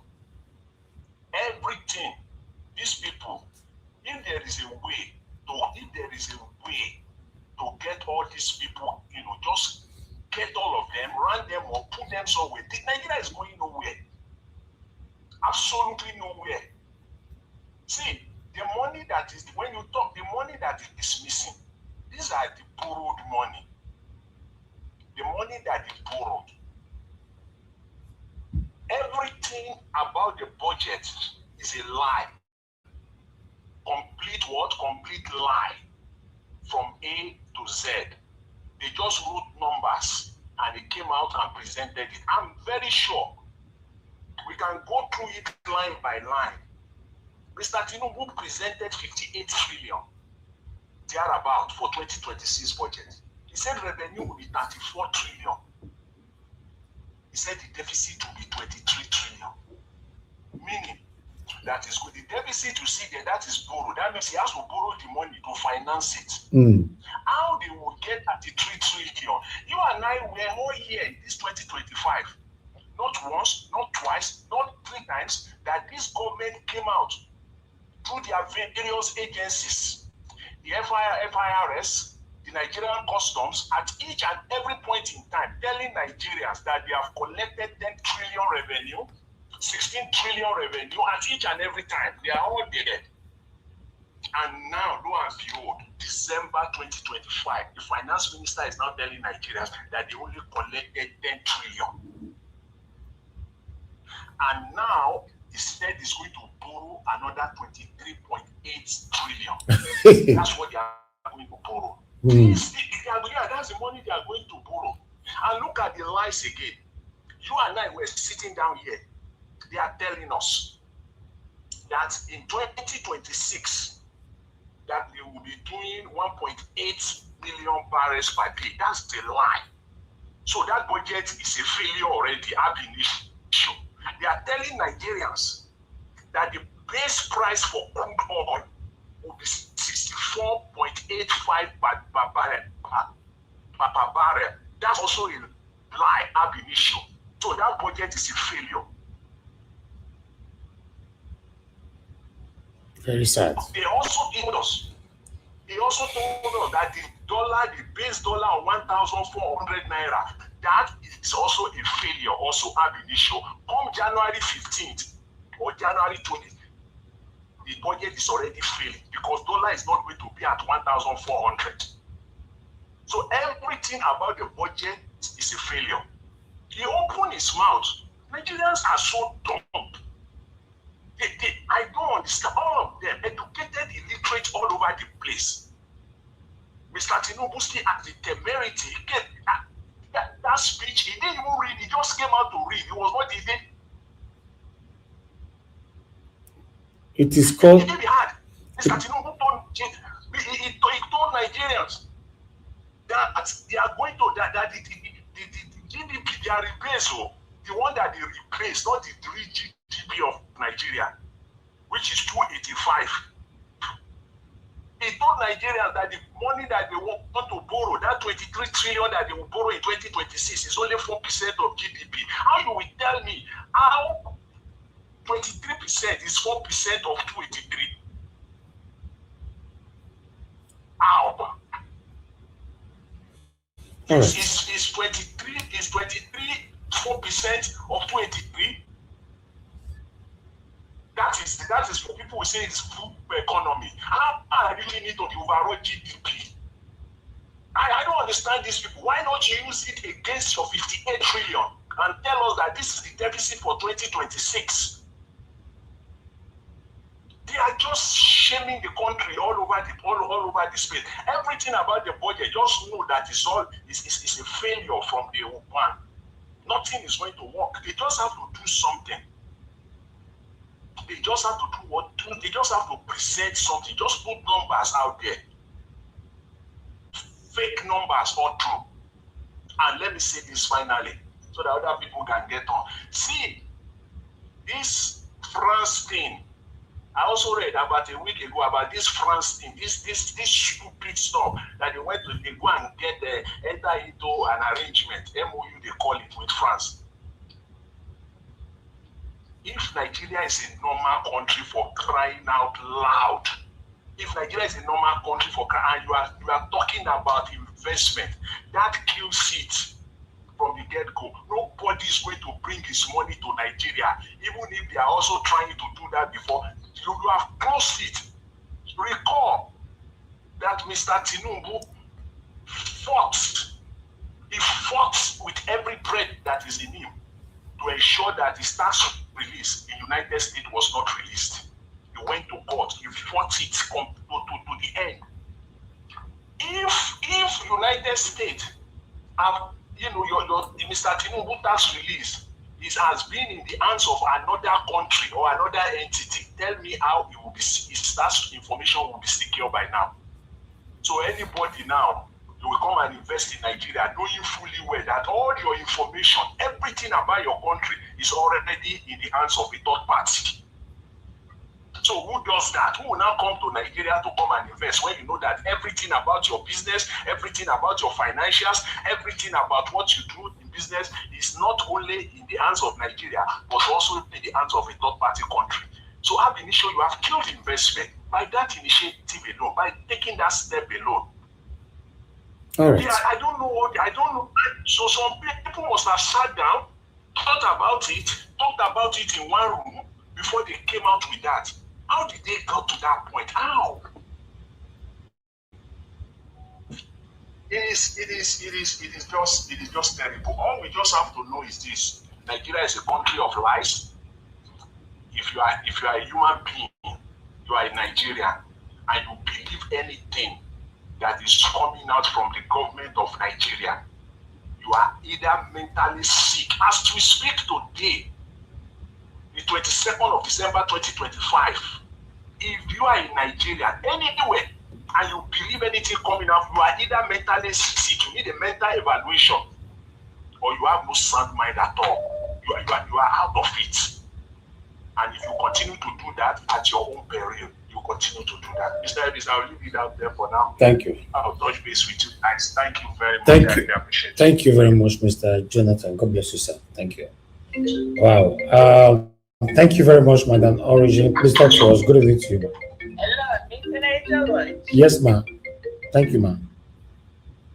Good evening to you. thank you for picking my call. Talk to us, ma'am. I greet everybody. I greet Mommy Desper. I greet everyone on the panel. I greet all the commenters. I greet all the ninjas. And I wish everyone a Merry Christmas. And back to what we are talking about.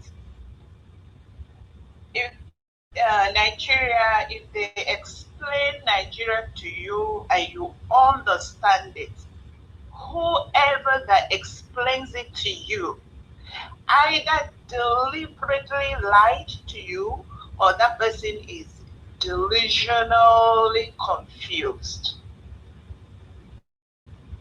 The point I'm trying to make is not far from what Mr. Jonathan just said. This is a country that lies, and that is the way I like to explain it and make it to emphasize on what that contraction, the British cocktail, is all about. It is a poisonous cocktail. It lies and lies and lies and lies and cook the lie and feed his or her children the lie and go to work every day defending lies. Example, Nigeria media. Anything you hear from them, run first. Before you even want to process it, run, especially about it. Make sure you run. When you get somewhere, you now sit down, get yourself together and begin to process it. Because whatever they told you may have been exact opposite. Number two, it's just like the other one is the same. Someone is talking about, oh, Nigerian people, they how they sponsor or promote their evil entities around them. So where did they learn it from? This is a country before. I'm going to talk about it after, because I don't know a lot about 1914, but 1960, when they got their independence, their first very election was a fraud. Everything surrounding it is a fraud. But these people existed before the 1960s. And we have our history from our parents. It is directly opposite. I have mine, everybody should have theirs. If your own history look like this contraction, I said I take the blessings. We have, they should, you see what I'm going to say, the last one is, please, all these pastors, you must attach what kind of pastor you are. Look, Mr. Nigeria, there are deeper pastors, aka you can call it Babalawo pastors. There's no difference. In the morning they do incantation. They do all the things that DBS do and Babalawos do. In the evening they start doing rendition. They will be prophesying in the evening, but in the morning they are doing enchantments. They should make it clear that they are deeper pastors. We have Mami Water pastors. All right. We have India Raman people. We have the Caiaphas pastors. The ones that are bold-faced, collect all the money, shine their eye. The few that remain that are real pastors, we don't even know, we can't find them. So anybody that is talking about the contraction, aka Nigeria, should just be wired. And let us pray that something happens quick and fast. Because what is behooving the people wants to swallow everybody. And I pray for everybody inside that contraction. I rest it there. Thank you. And Thank Merry you. Christmas again. Thank you very much, ma. Merry Christmas to you. Thank you, ma. All right. I appreciate every one of you right there. Thank you very much, Mr. Jonathan and Madam Origin for calling in. And those of you that super chatted us, Kingsley, thank you very much once again. Ifeanyi Anako, thank you very much. I want to be Ferdinand. Thank you very much, sir. It's been a while. Good to hear from you, and thanks for all that you do. All right. As for Harrison, somebody mentioned just now that the only people that will celebrate Harrison will be his family. You know, that we should check that particular video, now his family. No, we're not even talking about the video, my person right there. We're talking about the comment section on his page on Instagram. Go check it and see the comment Nigerians are commenting. That's where you will know that we are all missed, or majority of us are missed, confused in Nigeria. This is why politicians will continue to steal from us. You know, Eva line, you say which money can still miss again now? Yes, they say allegedly 210 trillion naira. They say they lost. You know, we don't know who Tifam. So me and the one can ask some of them for comment section for I know who Tifam. Madam Eugenia, you know who thief the 210 trillion? Madam Peggy Modi, do you know? God's grace, do you know? Eva line, you yourself, do you know? Because there's someone who ask around. Mr. Johnson Manuel, are you aware that they stole our 210 trillion naira? Who thief am? Oga Kingsley, Wabo Felix. We're gonna tell us. We just want to know. Tell us who thief the money. That's all. I appreciate you all, my people. Let me quickly go to my brother, Mr. Emeka. Thank you very much for your long wait. I'd like to hear from you. Please talk to us. Thank you, sir. Good evening to you. Mr. Evie, good evening. Good evening, Yes, sir.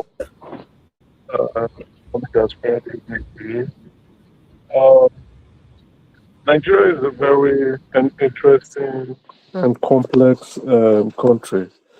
But, you know, if we keep talking about Nigeria, we would never stop talking till we get so exhausted and tired.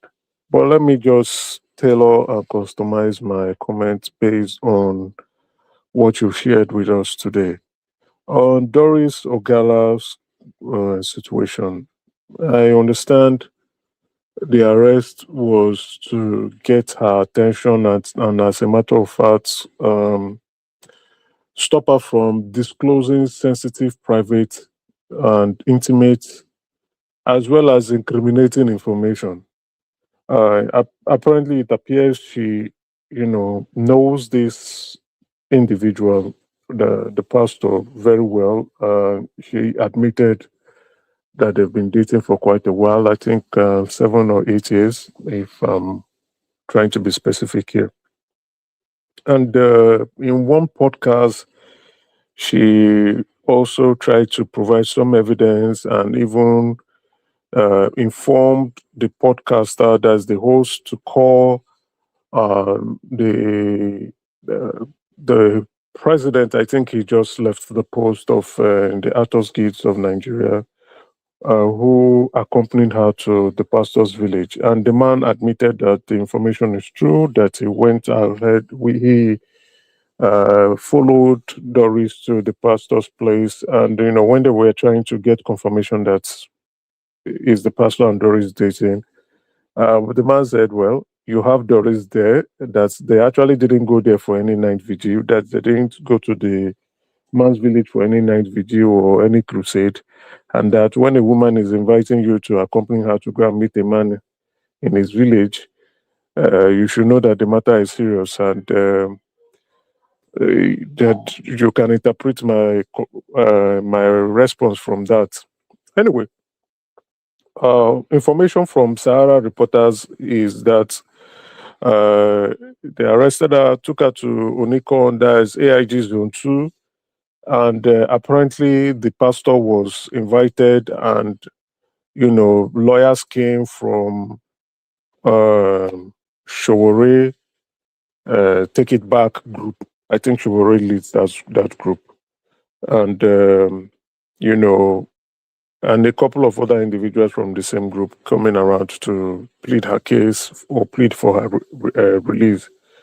And the pastor also, according to information from Sarah reporters, knelt down and was begging her that peace should reign. You understand? But the lady was adamant and furious, and according to the information, I think the police kept them in a secluded area, just the two of them and possibly one of the police senior officer, so that they can trash out their differences. And then after 2 hours, she was released and her phone and belongings were handed over to her. We don't know if they've been able to hash out the truth and address their grievances together, as well as uh, any promissory request has been adhered to. But she's been released now, and let's see how it goes. Now, this is now a question of these people we always refer to as leaders of the church, men of God or gods of men, or individuals who say they have some form of affinity or alignment to God or the spiritual order of God. We need to exercise extreme caution, spiritually, physically, emotionally, and mentally. You find a lot of people surrendering their sovereignty as well as their spiritual ability and capability and mental ability to think and reason to a third party instead of them consulting their God for themselves and by themselves. It's a shame that to this level, it now appears that people are now worshiping these men. And you begin to hear phrases such as God of Apostle this, God of Reverend this, my daddy in the Lord, my father in the Lord, my spiritual father. And you get baffled. Or I won't say I will say I'm baffled. I know when the Pentecostal ministry was gaining or was trying to pick up pace in Nigeria. It started in the 70s. Most things, Nigeria got spoiled in the 70s. Everything bad about Nigeria commenced from the 70s. And, we had some, like the Daosa, God rest his soul, and some other individuals who now in the 80s, Deeper Life came up in the 80s, The Redeem came up in the 80s, and before we knew it, in the 90s, there were explosion, and now from every street, every corner, every intersection, every area, you have a church. Even in estates, residential estates, there's a church there bordering your life. It's not a business. Now you're not hearing stories of people burying things, putting rituals, incantations, or so that they can get people to come to their church. And like what Mr. Evans was saying, that these members, even if you talk to today until tomorrow, they are still not going to leave these people. And I think the reason why is because they've been spiritually hypnotized. If people are engaging in ritual or spiritual incantations, because a lot of us, I won't say a lot of us, some of us will tend to want to wish that, oh, it doesn't exist. But these things, they do exist. And I'm not saying it by mincing words. There are books on summoning demonic spirits. There are books on rituals that you can do and incantations to summon spirits. They might not be evil, they might not be bad, but to summon spirits to your presence. And if you intend to see these spirits physically, they will manifest themselves physically to you. And there are books about soul contracts. When you are doing contracts, when these contracts are not just physical contracts, these are contracts that would follow you till after death. You are still owing that demon, or you are owing that spirit. That spirit, you are not the spirit bitch. You are the slave to the spirit. So I don't want to speak more about this stuff, but they are when I mean books, not books that are available in the public. These are private books for people who engage in these activities.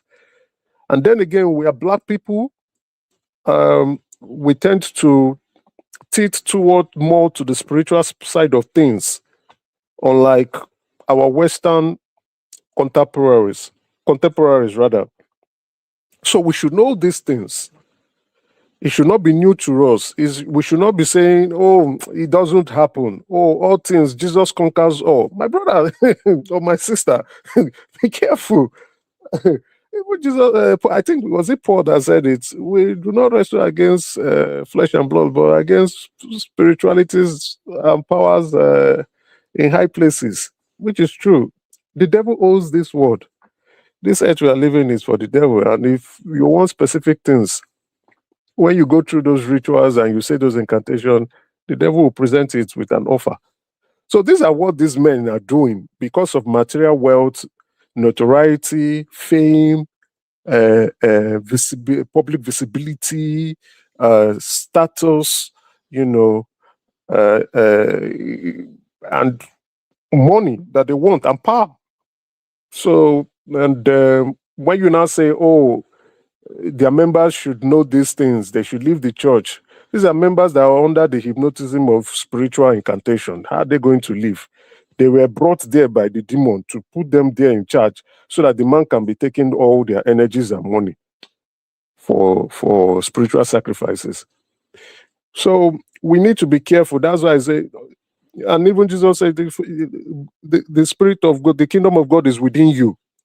He didn't say out of you. He didn't say you go to a mountain to look for it. He didn't say you should go to Jerusalem to find it. He says it's within you. It's in the Bible that many of us read. So, which means if you are looking for God, or if you are looking for heaven, or you are looking for solace, or you are looking for answers to any of your prayer requests, you go within, not Daddy G.O., or you are going through a medium. So, it's very strange. But I don't know how this activity is going to end, but unfortunately, it's not a business, it's not an industry, it's a sector on its own. A lot of people are not going to stop this. Rather, we are going to get more people entering and more fraudsters and more deceptive individuals who are a conduit pipe for demonic energy harvesting. Well, we hope for the very best. And on the aspect of this France-Nigeria tax sharing information, I've been trying to read a bit about it, and I do not want to cast opinion on things that I have not been able to digest properly. I know many of us are expressing our concerns, opinions, fears, and interests, which is fine. But when I do get more information, I think I'll try as much as possible to share in an objective manner what I think is going on. But again, without reading it, I think I'm not so relaxed with any bilateral treaty or signatory or any form of signing things with France at this point in time. Why do I say so? Is because France has been, for a very long period of time, had specific African countries under their direct control. They've never allowed those countries, especially the Francophone countries, to thrive. Those countries do not thrive. And if there's been any form of success without the direct or approval from France, it doesn't work. And because they've been setting security tensions, government overrun and coup in some of these francophone countries, it now has a direct and indirect impact in the economy of France. The economy of France is really in turmoil. So that's why I am not excited. I am really not excited. If it was a bilateral treaty, either with the United States or the UK, even both of them, I'm not cool with them, but I would just get some form of comfort. But with France, I'm not okay with those guys. Then today, I saw on the news that Trump called the U.S. ambassador to Nigeria. He recalled the U.S. ambassador to Nigeria, and that's an indicator that the United States do not want or intend to discontinue diplomatic relations with Nigeria. It's a huge concern. We don't know what's happening. They've appointed ambassadors, but they've not posted them to their different countries. We don't know what's going on with the ambassador appointments. Whether they are going for orientation, we don't know. Whether they are going for training, we don't know. Whether they are going for exhibition or excursion, we don't know. We just heard. And this appointment has been for two weeks now. I stand to be corrected. I'm not sure about the timing, but it's almost 14 days or 10 days. And they've not been posted. They've not been assigned a country or a portfolio or specific job descriptions or JDs on what to do. And now we are hearing that the United States is recalling back its ambassador and terminating diplomatic relations. Last week, we heard that the United States is placing travel concerns on Nigerians. The following week, we heard the United States is adding Nigeria into countries where visas are to be terminated or discontinued. And now, currently, as at yesterday, discontinuation of citizenship and permanent residence applications for Nigerians and specific other countries or African countries. It completely shows how things are not going right in terms of diplomatic relationship between Nigeria and the United States. Please, Mr. Elvis, I want you to correct me if I am wrong, because I have not reviewed the entirety of the countries that were listed where specific visas will be discontinued. But tell me if Ghana... Huh? You mean the U.S. ban? Yes, tell me if Ghana is on that list.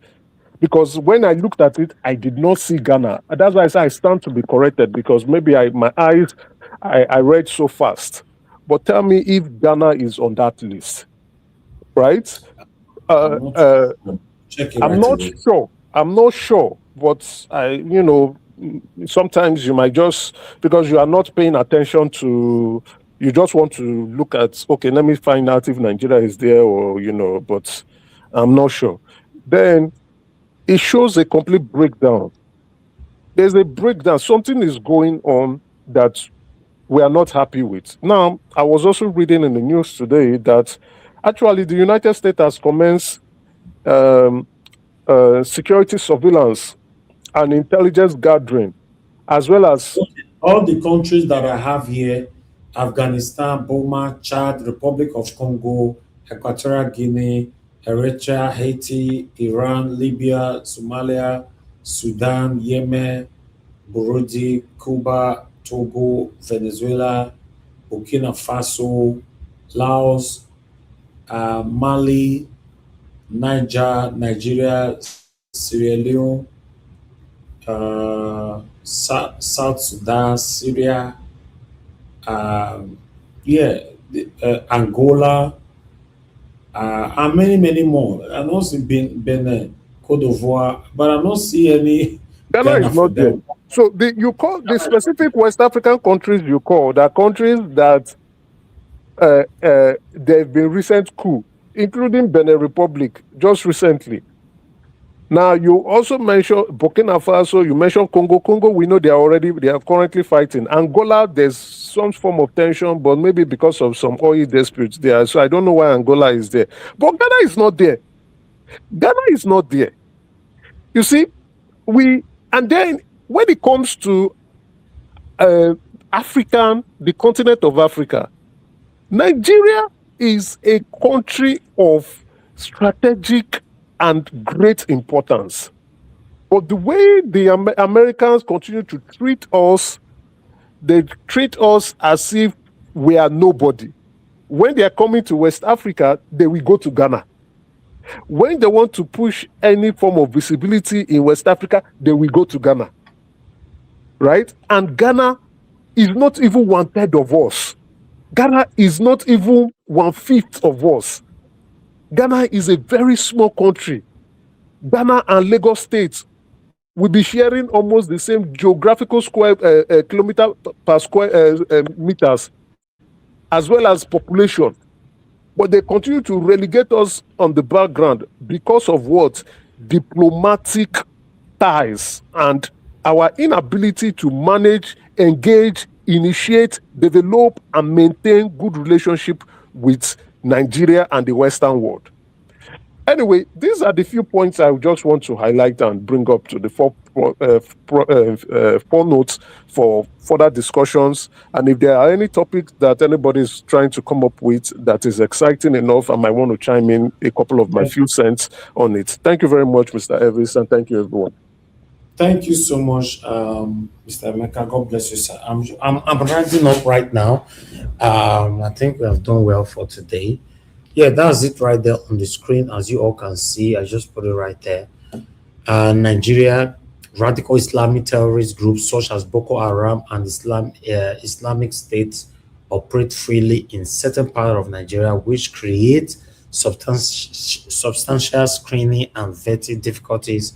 According to the overstay report, Nigeria had a big blah blah blah blah blah blah blah blah blah blah blah. I'll tell you the reason why they have to put Nigeria there. Yeah, thank you. Sorry, Mr. Evans. Sorry I interjected. You are reading something very valuable. You see, that just made me remember something. Why was I saying that Ghana is not there? So Trump is coming up with excuses why he's including Nigeria. He came up with insecurity issues. But we know that it is not that insecurity issues is not the entirety of Nigeria. It's remote in specific places, number one. And he has more intelligence reports than us. We, Nigeria residents, whether diasporans or those living in Nigeria currently. But the main reason why he's including Nigeria, he cited it. You see, he started with insecurity. He then pivoted to overstay visa. The main reason is overstay visa, number one. That is actually not even the main reason. The major reason is because Nigerians, when we get our permanent residence, as well as we convert our permanent residence to citizenship, we always vote Democrats. We will always go and vote Democrats. So what Trump is trying to do, those countries that are always voting Democrats in the United States, he's fighting for his political relevance in the midterm come next year. So he's looking for ways to ensure that the Democrat strongholds, especially in major cities, do not survive, so that they can continue to maintain continue to have a majority in the House of Congress. That's what he's doing. That's the major reason. So all these things he's citing. So he cited the Somalian fraud ring, the Somalian health benefits scam, as well as their immigration fraud ring. He cited that. There were some other excuses, because these countries, once they get citizenship, instead of them to look at how their values will be how their pockets will be benefited, they will go and vote Democrats. Thank you. Thank you. Thank you very much, sir. God bless you. I appreciate you. For those of you applauding this satanic set of people called themselves politicians, don't worry. Not your worry. They are until you travel out of Nigeria, for those of you that have not traveled before, then you get to understand that the level they've put, reduced, demoted Nigeria to, you'll be shocked. Mr. Alabo, thank you, sir, for calling in. Good evening, sir. Good evening to you, sir. Thank you. Talk to us. I said, make you help me with link. No, we don't close. We don't close. Which close now? No. Where they go? No link anymore today. Just talk on the phone. No, well, good evening, sir. Thank you, sir. Thank you for voice. Yeah. Thank you, Mr. Emeka. One thing is that we should understand it's not about that. Our leaders are avoiding doing anything with the US.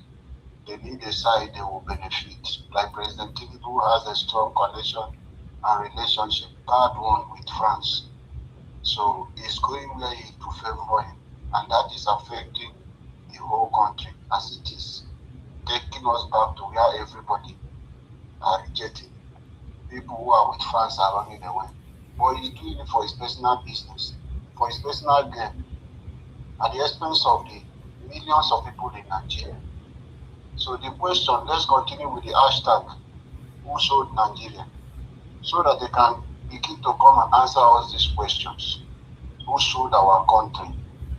Mr. Davis, I've told you before when we're talking about, ask anyone who are closer, who may be a music director in any church. You are going to, let me not mention the name of your church, but I want you to start a good relationship with people who are in those places, who are close to pastors. When you do this thing, I've mentioned for you to do this investigation. You will find out some things. I told you my own story. Some people have seen. I have been at the altar because I'm into music and direct. I do those things. I play virtually most instruments. So I know what happened. I told you the story of one when I saw it. I mean, take and drive and go put for on date. He did there. Say he won't do deliverance for all. When the next day when he come for church to come and do those things, I know I refused for the person to touch my head. And since then, so those are things, they have this kind of a character. And you see them will come and begin to prophesy, telling you this. We have a major problem in the Christendom. What is happening is a odd group we have as association of pastors you are seeing. If you know what they do, if the whole Nollywood actress will come out, maybe this is part of your industry, to tell you the talk that the Jews, they have knack. When you it's really a disgrace that some people now, when you are talking, they will say, oh, touch not the God's anointing. Those are the things they will tell you. But should we encourage this kind of thing? It's discouraging people.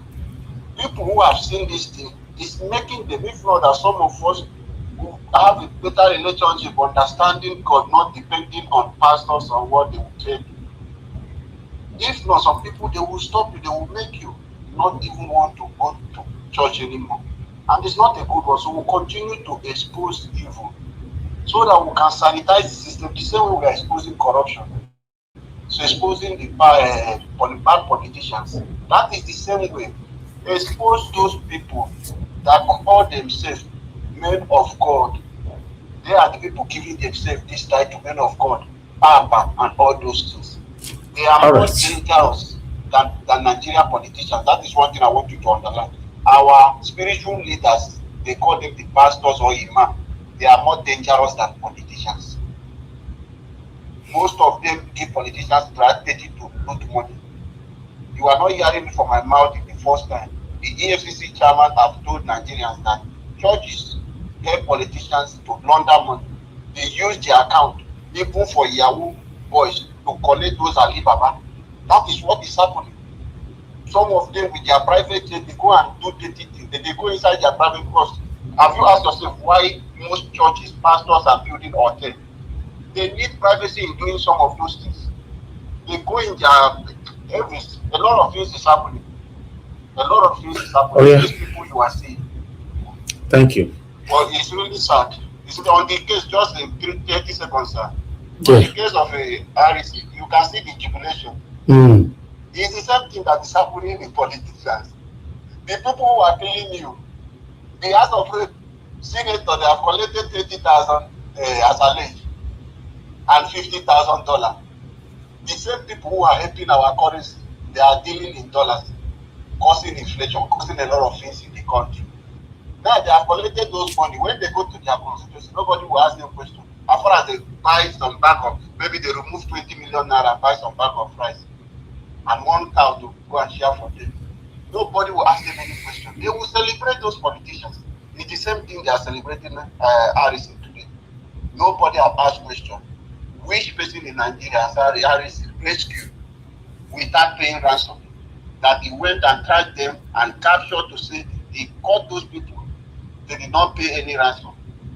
We have not heard those words. Nobody has proved that one that he has rescued one single person without ransom. So it's a business he's been doing. But however, there is a man waiting for us, a God in heaven. All of us will face judgment at the end of the day. Okay. Thank you, Mr. Elvis. Thank you, my brother. I really do appreciate your voice to this broadcast. Thank you. All right, guys. That's all I'm taking tonight. No more calls. No more accepting no one into the panel. But on the article you have right there on the screen, Peter Obi slams House of Representatives over refusal to criminalize vote buying.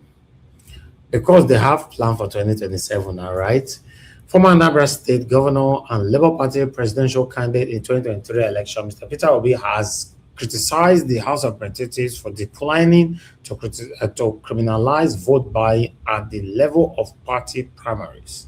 Obi, in a statement released on Sunday, described the decision as a setback to Nigerian democratic reform efforts.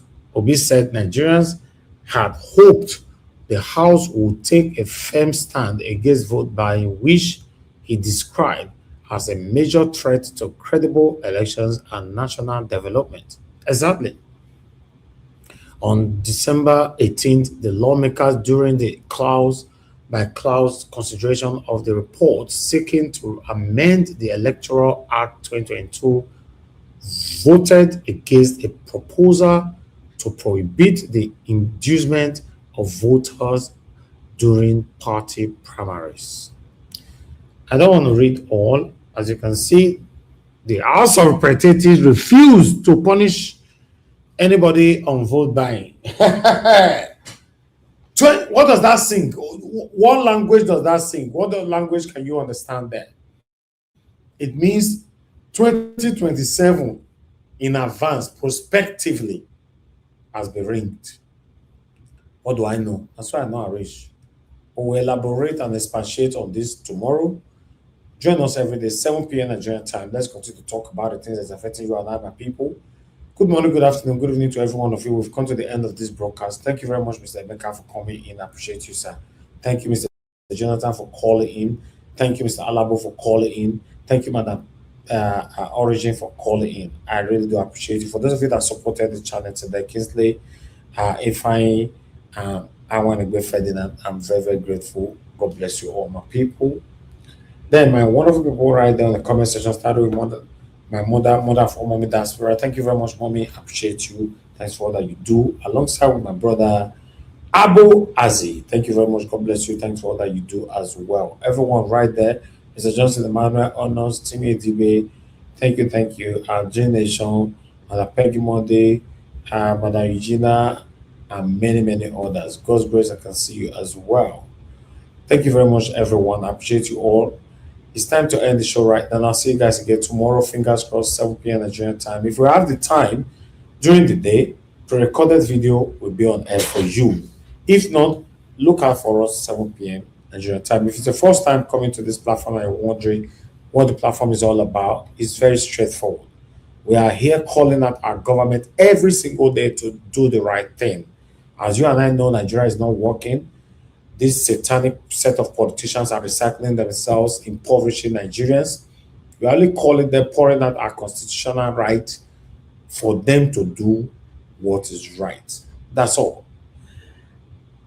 If you are here because of that, you're in the right place. But if you are here or you are looking for a satanic platform where you can continue to support the same people that is oppressing you and I, Look forward, you will find them. My people, now here now we draw the curtain. It's been a long day. Take care. Good night. Bye for now.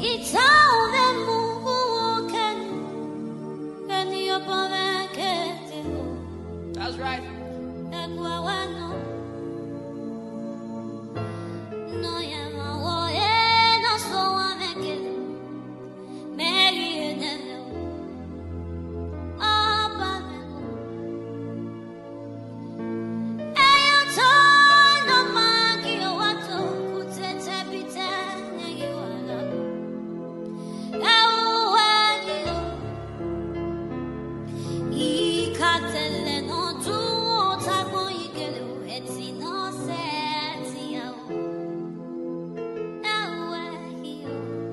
Yes.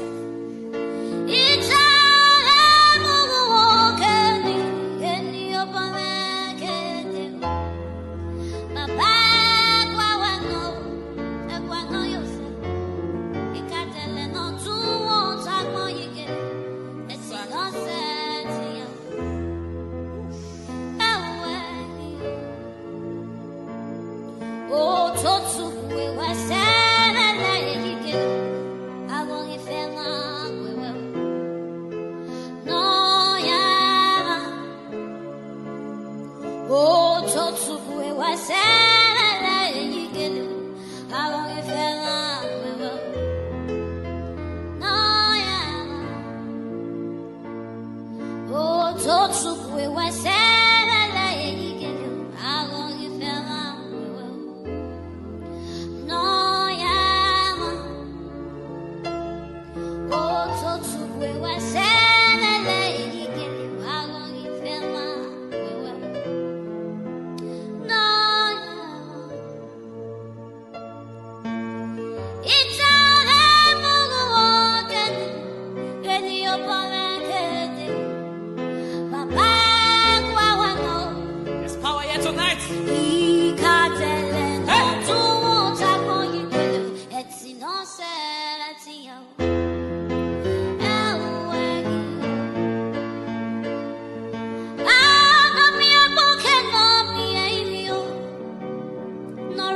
Know yourself.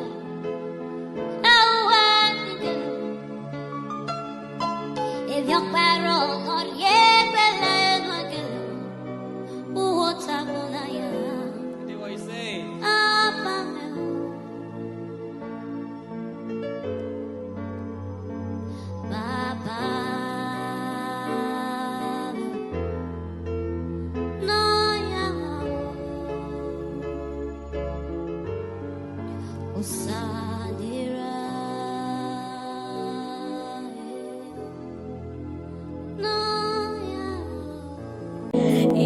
Gesù veni mezzutie, opera di leo, lughi a me queveo.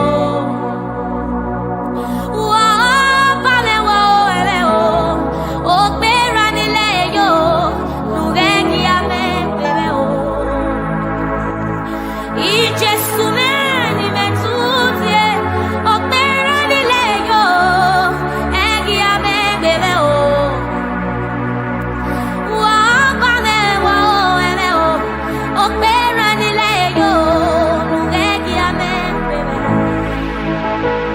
It's a way.